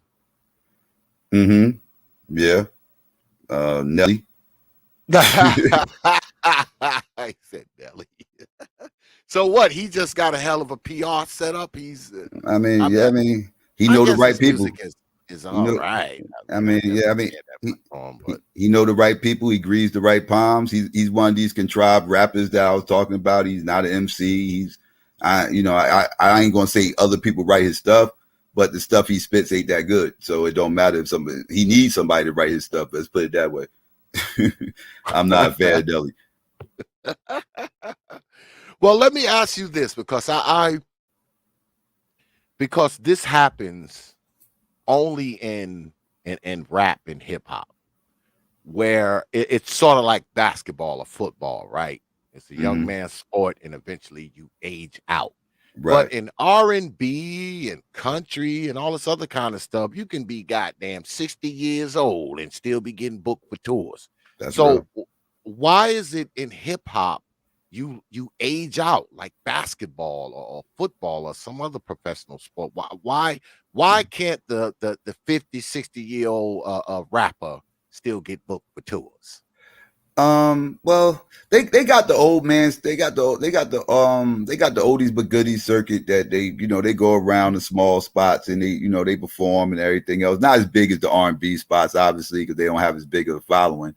But they still go certain places and perform. Put a couple dollars in their pocket, whatever. But it's not like a worldwide tour like a old R&B artist could go on and everything else. It's definitely not the same dynamic. The funny thing is too, like you were saying, it's a young man's game in hip hop and everything. I always tell people, if you ain't get a deal by the time you 28, give it up. It's time. It's Yeah. time to give it up. It's time to give it up. Look to do other things. Maybe do something behind the scenes if you still want to do music, whatever the case may be, or just find a new job or whatever. Because it's probably not going to happen. Because you just don't see people dropping their first albums in hip hop at 30. You Yeah. just you just don't Yeah. see that. It just doesn't happen. So yeah, but R&B, like you said, in R&B, you can be 30 and drop your first album and get it off, and you can have a good long 20-year career doing it. So it's a different genre of music. I think maybe because it's mainly based behind women and what women like, and if you could come out at 30 something in R&B, if your target audience is 30 something year old women, they still going to buy it, whether you're a new artist or not, right? They still going to do that. But hip hop is more male driven, and most men going to look at some old head that's coming out spitting. They're not going to receive them the same way. Yeah, even if even if he's really good, if he like 45, they're gonna be like, oh, Right, he right. he could be coming with some heat too. But when he's Hmm. 45, they ain't trying to listen to it, man. I mean, I've always thought about that because I mean, I'm down in the South, I'm in North Carolina. And down in some of these spots in the summertime, Big Daddy Kane be down here, Dougie Fresh be down here, Special Ed. I mean, and they do, Hmm. shows down here. Right. These are rappers from back in the day. They Hmm. do shows down here and get good turnouts. But I know a lot of those same rappers couldn't go to, like, say, New York City and get these big gigantic crowds because these dudes are in their 50s and shit. So, they've aged out. Rap is one of the genres of music that brothers can actually age the hell out of. And I always wondered why. I guess because when it comes to hip hop and shit, there's always new shit coming in.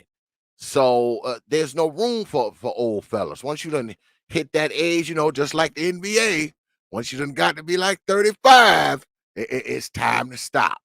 But Right. how can someone like a Jay-Z though, right? Because somebody like Jay-Z could Mhm. still drop an album and people would buy it, right? People would still buy it, even Mhm. though Jay-Z is shit, he's Like 50. 52. Yeah. Yeah, he's 52, I think. 52, Mhm. 53. He's Yeah. he's up there. He's like the Mhm. same age as me. But he could drop some shit or be on somebody else shit and it'll be well received. Right. So is the old man rapper shit only it's only in effect for people who don't have his status? Right. Because if you're a rapper with There you status, go. you can still Right. Because get on Jay-Z is not get on somebody's shit and spit. Jay-Z is a brand, right? He's bigger than Mhm. just a regular, MC that's, out here doing it. He's actually a brand, him and his wife got I forgot what they combined worth is. I know him himself, he's worth what, 1.4 billion. So, Mhm. so he's a brand, right? So he can do that. People gonna buy that because he's a brand. And when you get to that status, you can make albums up to you about 50, 60 years old, and people will still run out and probably buy it, especially if it's produced well. So yeah, he can get it off, but the average everyday, like Karis One, can't drop an album and sell a whole bunch of records though.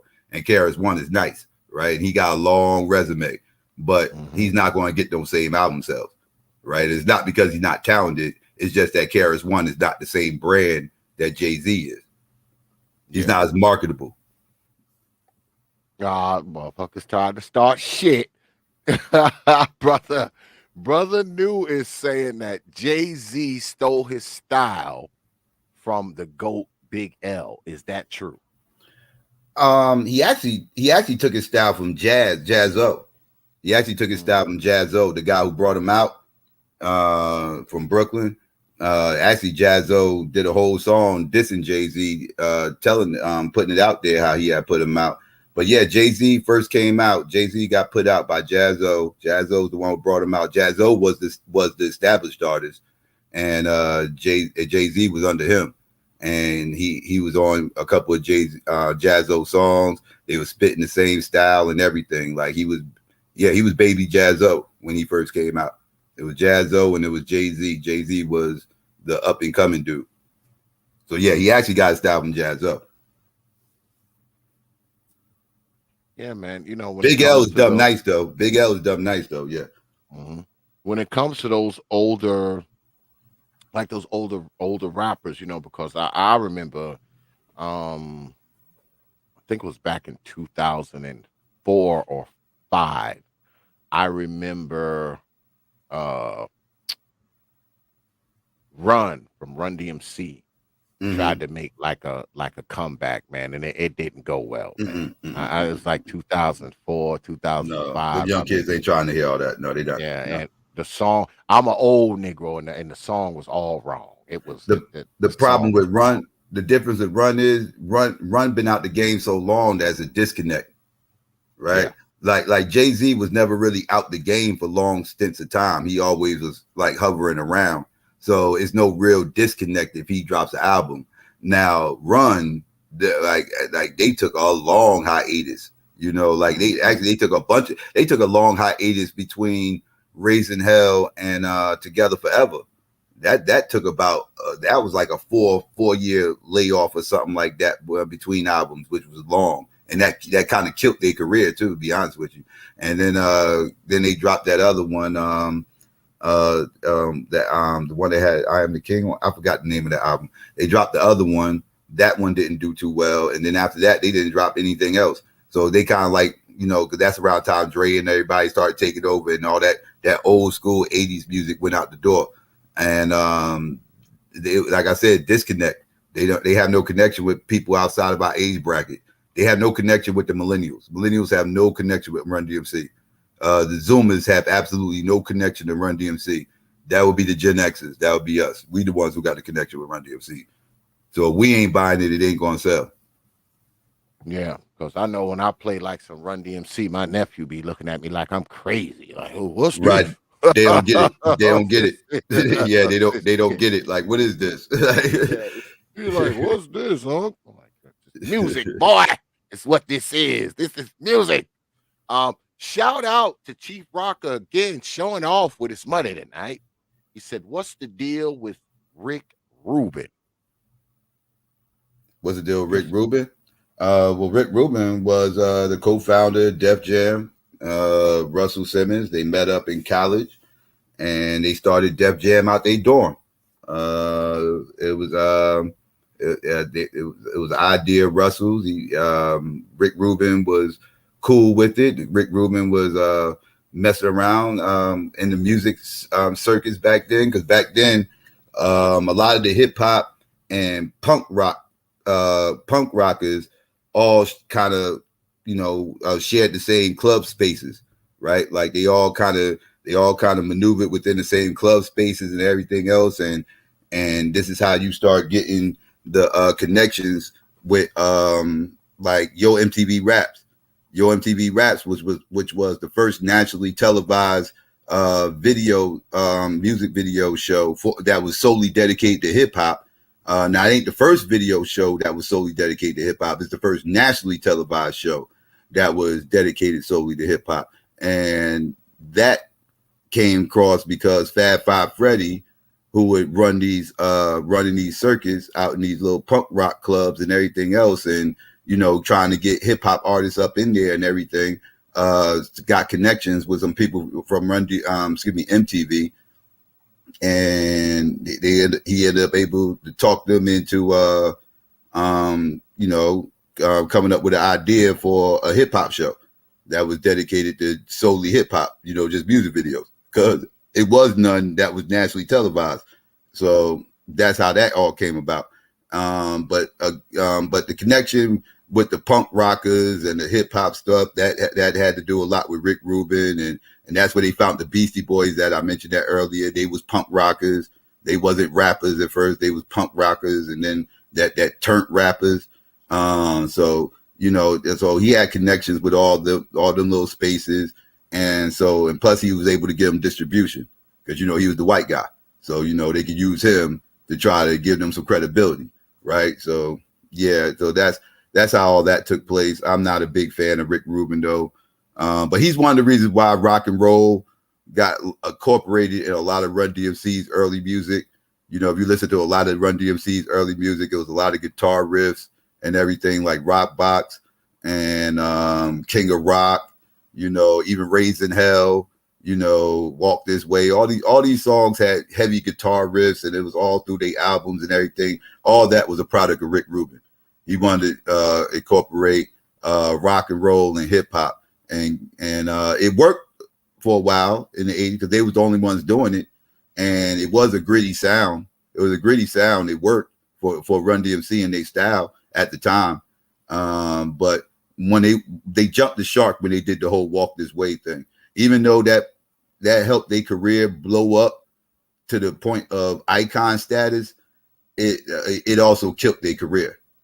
It also was the thing that killed their career, because that's when they jumped the shark.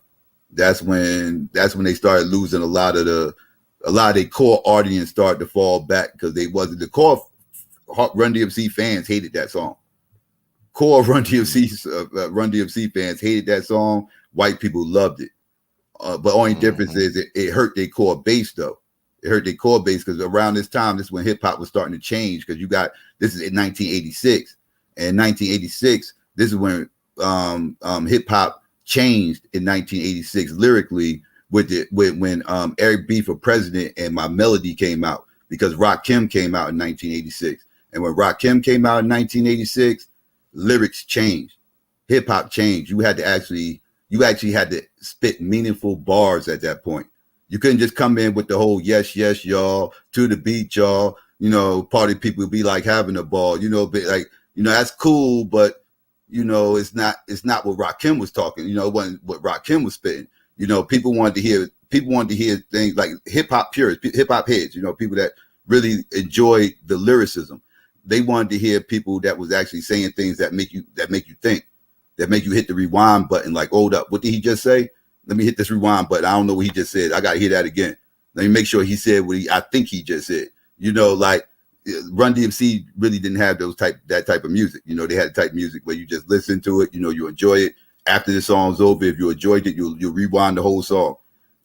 Rakim, he'll make you break your rewind button because you can't get through the whole verse. You stopping it every few bars just to rewind it again, just so you can hear it again. What you just heard, like you couldn't even get through the whole song.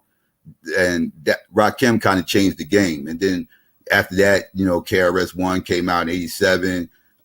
Big Daddy came right behind him, and then Cool G Rap, and then MC Light came out. '88 was a great year.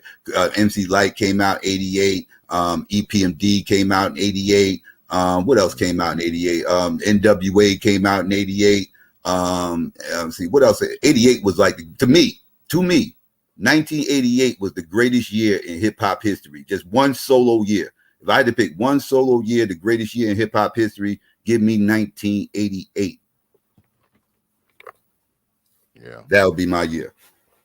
I don't think it'll ever go back to those glory days, though. I don't think it'll. I mean, even if it goes underground, like you say, brother Psychopatheus, I don't think it'll ever get back to the glory days of the late '80s, early '90s. I just don't. I don't know. I think now because of the way it's kind of set up.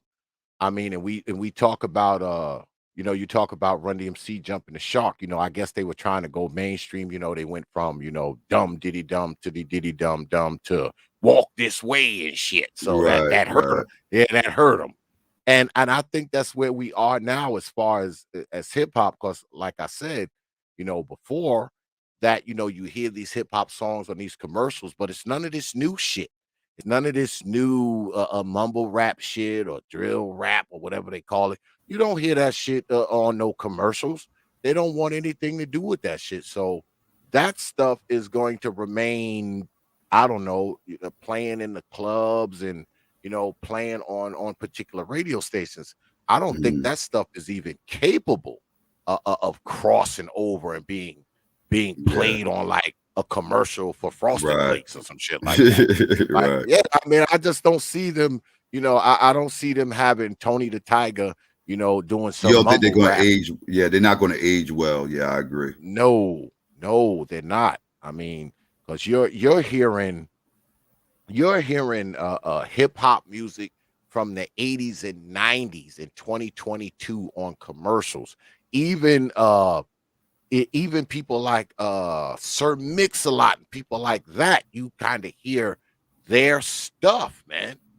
People that I didn't think he was that great, but you're hearing his shit on commercials for like food and bank cards and cereal and cars, and I just don't think this drill mumble rap shit is going to get there. I just don't. I don't know. We'll I, see. I'm with you. I'm not a fan. I don't think it's going to last too long. But then again, who knows? Maybe it will. I just hope we get real bars back in hip hop. I hope we get real pure music back in hip hop. I just want to see some creativity. I just want to see artists that actually move me, that make me want to get excited, that to see that they actually drop something new. I miss that feeling, and I just want to experience that again. Yeah. Well, it don't look like none of you Negroes want to come up. They intimidated. Any other time they here talking about hip hop and who did this. Psychopatheus in here. Y'all scared to come up here and scared to come up here and talk your shit because he knows more than you. I'm only gonna ask you a few more questions, but It's all good. do you when it comes to hip hop, right? When it comes to how hip hop is now, do you think the reason why it's been because I talked to you earlier about all the rappers and shit that have been shot and shit like that last year. I mean, a lot of them got killed last year, man. Like I don't know, 20 something of them just shot all over the place. Do you think that it's come to that? I mean, is hip hop does hip hop have an effect on some of the violence and shit that we see in the streets? Not necessarily with the rappers, but do you think that there's some crazy folks out there who listening to this shit and just go out and shoot somebody in the head? No, I just think people see these MCs as a fresh plate. They just see these MCs as somebody who got something that they can get. I don't think it's because of hip hop. Like Sam Cooke got killed and got killed and robbed at a hotel room. I mean, it wasn't because he was spitting bars about shooting people on the block. It was because he was somebody who had something that people thought that they wanted, and they robbed him and took and killed him. It's like it's just like anybody else. You don't have to be in hip hop in order to be seen as a victim. A potential victim for somebody out there trying to stick people up. All you need to be is somebody who look like they got something. If they see a artist out there, they already in their mind. They don't have to guess whether or not he got something. They know he got something. So it makes him a target in that way because everybody knows that they got X amount of money. So yeah, it makes him a target that way. But so does any newscaster that's on TV right now. That if you see a newscaster. If you're a stick-up kid, you see a local newscaster at the gas station, you're going to be like, okay, they got money, they on TV. I'm gonna get them. You know what I mean? So it's kind of like that scenario. It puts the target on their back because people know who they is. But other than that, it's not the music. Yeah, I agree, man. I think anybody who go out there and do crazy shit, they would do crazy shit anyway. I don't think it's because of the CD that they listening to before they do the crazy shit. This is somebody who's just gonna do goddamn crazy shit no matter what. They just happen to be a fan of hip hop. I mean, that's where I'm at with it, man. It's Right. crazy. Mm-hmm. So are you still do you still produce? Do you write for folks?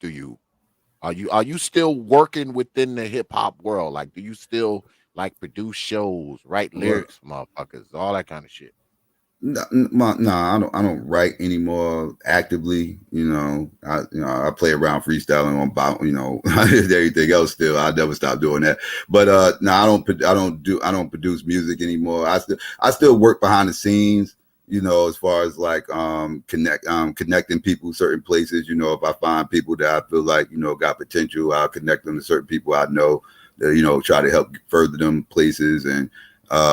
People still ask me to do certain interviews and everything from time to time. People have been asking me for like the last 3 years to come back and do our old show again. And, they've been trying to talk me back into doing that. But I've been so caught up doing what I do over here, I kind of don't want to get stuck in that box again.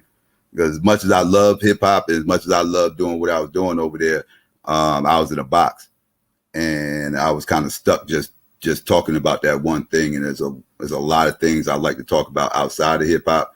And I just didn't want to get stuck in that box again. So I don't know if that's really what I want to do right now, but who knows? I might go back to that lane again, but I still talk. I still got all my connections and everything. And I still, do certain things for people and everything behind the scenes. So can we get a freestyle before you go? Can we get a freestyle? Let me see if I can put on my. Let me bring up the music. Can we get a not right freestyle, now. man? Oh, Not right shit. now. Not right now. Not right now. Not right now. Well, I'm too laid back. I gotta get a little bit juiced up and turned up on that one. But yeah. Do you freestyle and shit on your channel? Do you freestyle down there sometime? I could, but no, I don't. But I don't be thinking about it. I just be when I'm over there. I just be I be doing my presentations, everything else is that third. I don't really get too caught up into it. I do talk about hip hop from time to time, but not to the point where I start freestyling. No, one of these days I will. One of these days I will. Well, man, we gonna be checking you out, man. We appreciate you coming down here, man, spending a couple hours with us, man, and schooling us on some shit that I know a lot of us didn't know. Have you and well, I haven't talked to Brother Supreme about this, but when are y'all planning this hip hop debate? Within like the next week or two, right? Yeah, he can hit me up and Something we like can that. discuss it. Yeah, we could be like about another week or two or something like that. Yeah, he can hit me up and we'll discuss a time, date, parameters, and all that. Okay. So I'm assuming the debate is going to be about how your contention is going to be how good it is. His contention is going to be how bad it is. Yeah, Yes. I forgot what the exact title. I forgot what the exact premise was, but it's along those lines. Yes, it's along those lines. Okay. Okay. Well, I guess he'll keep me posted. He'll call me or something, let me know, when he want me to set it up. I appreciate you coming through, man. Good shit tonight, man. And I'm looking forward to that debate too, man. I mean, because I know y'all gonna come with a lot of other shit. And I know Supreme, I know he gonna come with videos and pictures and all kind of shit I'm from like sure. night from like 1980 and shit. So I'm sure. yeah, yeah, it's gonna be good shit, man. I appreciate you coming through, brother Psychopathist, man. This was good shit, man. It was educational too, man. Something we don't get a lot of fucking up here on YouTube. So Yeah, no doubt. I appreciate it, man. And you gotta come back, man. You gotta come back when we Sure. do because every now and then I do like a music stream and I have like musicians and shit, man. You gotta come through, man. We can Sure. talk some music shit, talk some rap shit, man. All right. No doubt. No doubt. I I my appreciate you. brother. I All right. appreciate it, man. No doubt. Peace. Talk to you later. Yeah. Just got off the line with brother Psychopathist, man. He told me a lot of shit that I didn't even fucking know. But he's a Gen Xer like me, so he remembers way back, man. We remember when there was no goddamn hip hop. All right. The hip hop did not exist. All right. It did not exist. We're that old.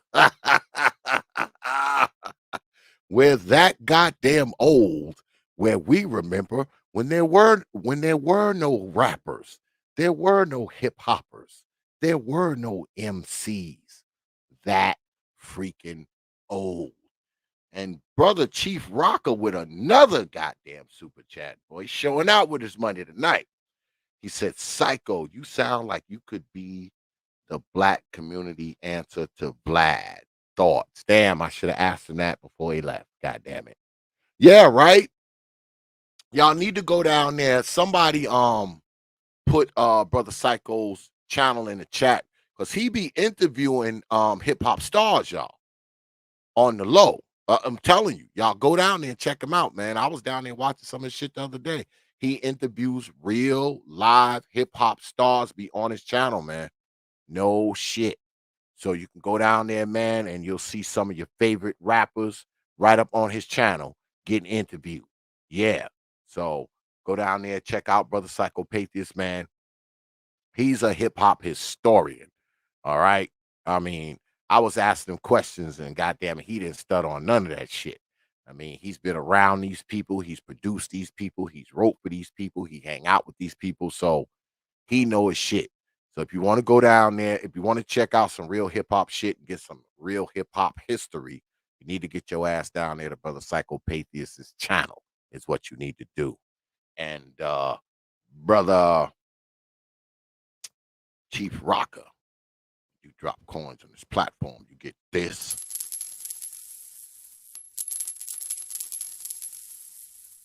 I appreciate you dropping your hard-earned coins on this platform.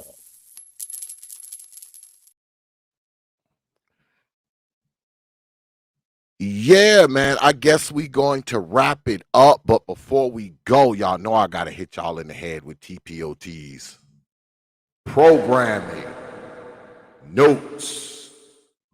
Yeah, it's time for programming notes because we got a few good shows coming your way, Negroes.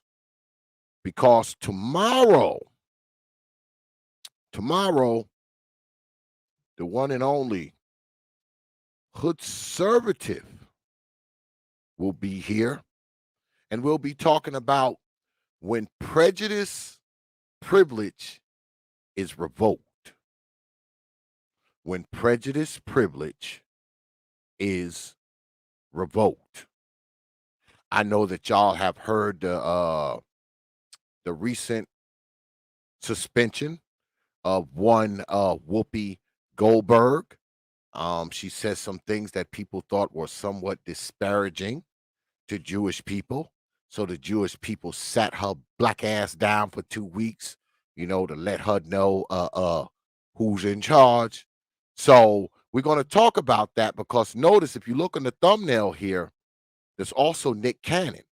He's another one that was sat the hell down by the Jewish people because he said something disparaging or something they perceived as disparaging about Jewish folk.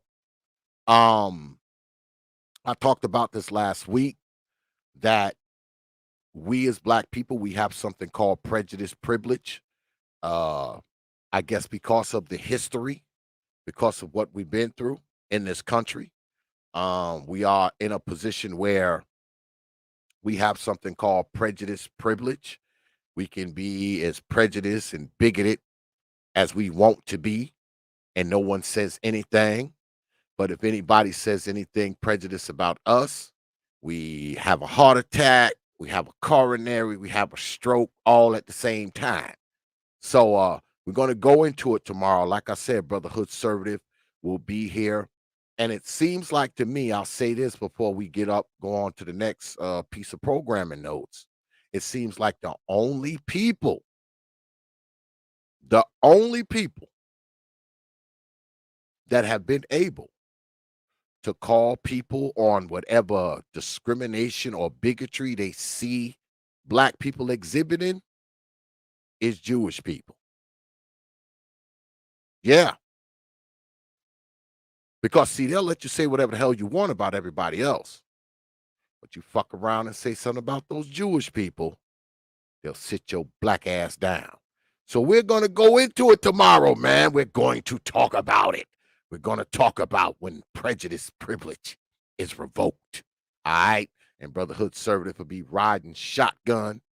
And then we're going to end the week off Friday.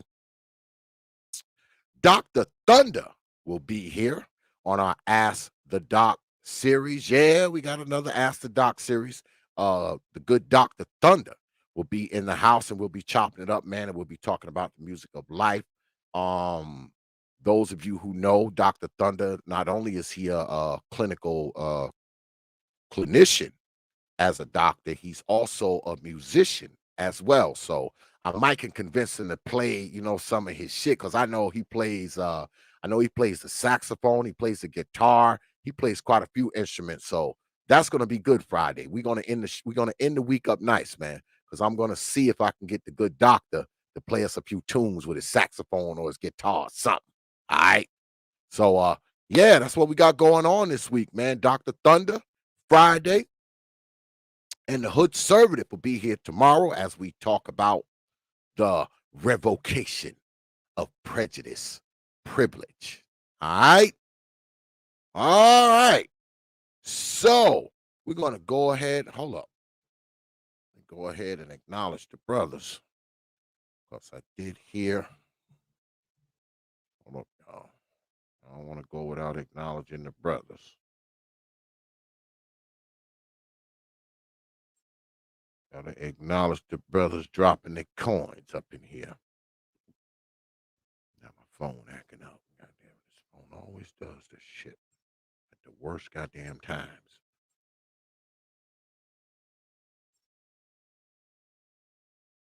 Read these cash apps and then we can get up out of here, y'all. Still waiting on the screen. Still waiting on the screen. God damn it. Yeah, shout out to brother Mark for the cash app. Appreciate that, brother Mark. Uh-oh. A big coin drop on the platform. Shout out to brother New with the cash app. Appreciate that, brother New. Long-time avid supporter of the T.P.O.T YouTube page. Uh-oh. A big coin drop on the platform. And also, my man, brother Art Nostyle dropped the cash app on me. He said, thanks for asking the questions. No problem, brother. No problem. Uh-oh. A big coin drop on the platform. yeah, we're gonna go ahead, man, and wrap it up, y'all. I appreciate everybody, man, coming out tonight, man.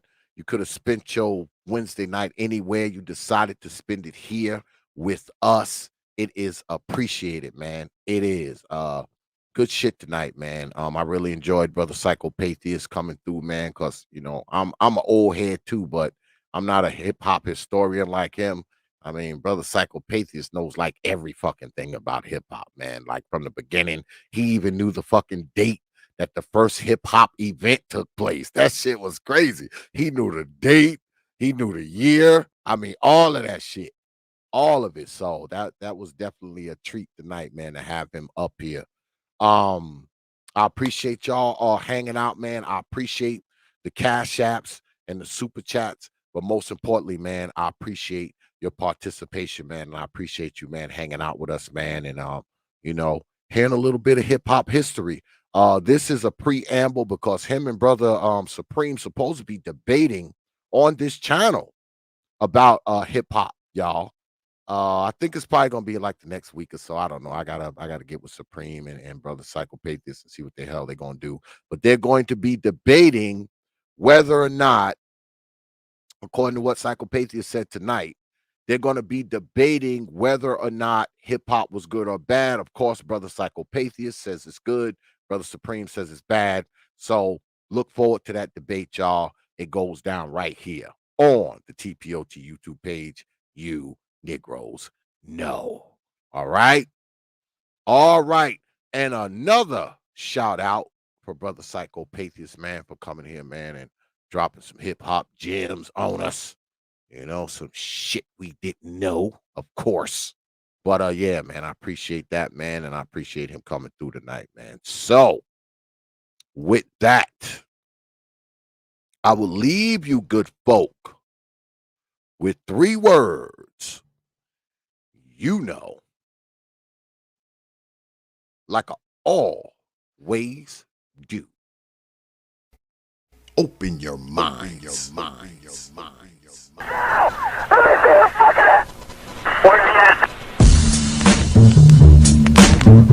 of power. Hours of power. Hours of power.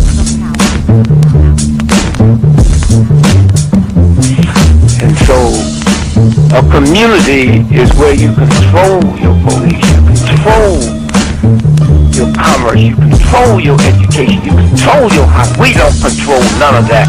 We live in a hood. Huh? Well, what about the Negroes that get out? Oh, well, see, my cousin, they say he's a multi-millionaire, almost at $1 billion. 3 PhDs, working on 2 more. Driving down the street in Chicago in his Rolls Royce, enjoying himself, and he hears these sirens and looks in the mirror and sees this cop car flashing lights. He squeezed the steering wheel, man. Heart beats fast. Because he knows the price of a Negro, what it could be. And then when that cop car passed him by, he said, thank God he wasn't after you in the first place, Paul. That Negro thing you can't get away from. It's universal. They wasn't coming after you. With all your millions, with your Rolls Royce, with your PhD, didn't help. That's the hood. Why do you think you never pick up the paper till you read over and over and see white families? You think it's thousands of black cops in America. Why don't you see white families crying as black cops shot my loved one 40 times in the back of the head? Why do you think black cops are that serious? You think they're more spiritual? Think they're better? No!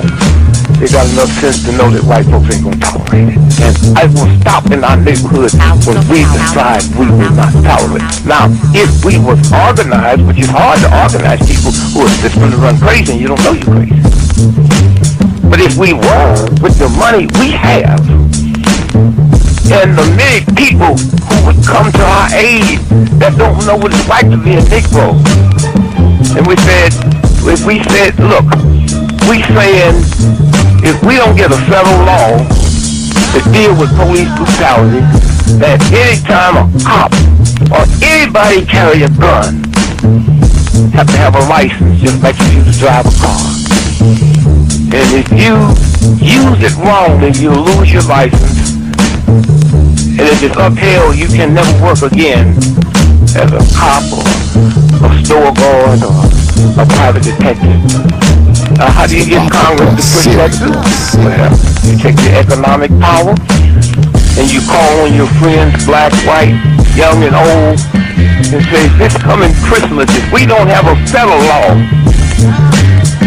to outlaw police brutality by law, if we call them for a nationwide boycott of Christmas and it'll start on Thanksgiving. Well, let me tell you what that means. 79% of all retail in America happens between Thanksgiving and Christmas. People stay in business all year, lose money just for Christmas, huh? Well, what happens now? Fifth Avenue, Toys R Us, Sears and Roebuck, Westinghouse. They will get the bill, and all they got to do is make one phone call and say, Harry, that's the senator, I want that bill pushed through in 3 days. Okay, it's an economic thing. It's that simple. But we have the power, but the system has wiped us out so bad. Hours of power, hours of power, hours of power. San Antonio, Lincoln 6. Go ahead. Clear suspect down, 10-4. 10-4. The officer's code 4. We have one suspect that's been shot. Open your mind. Your mind. Your mind.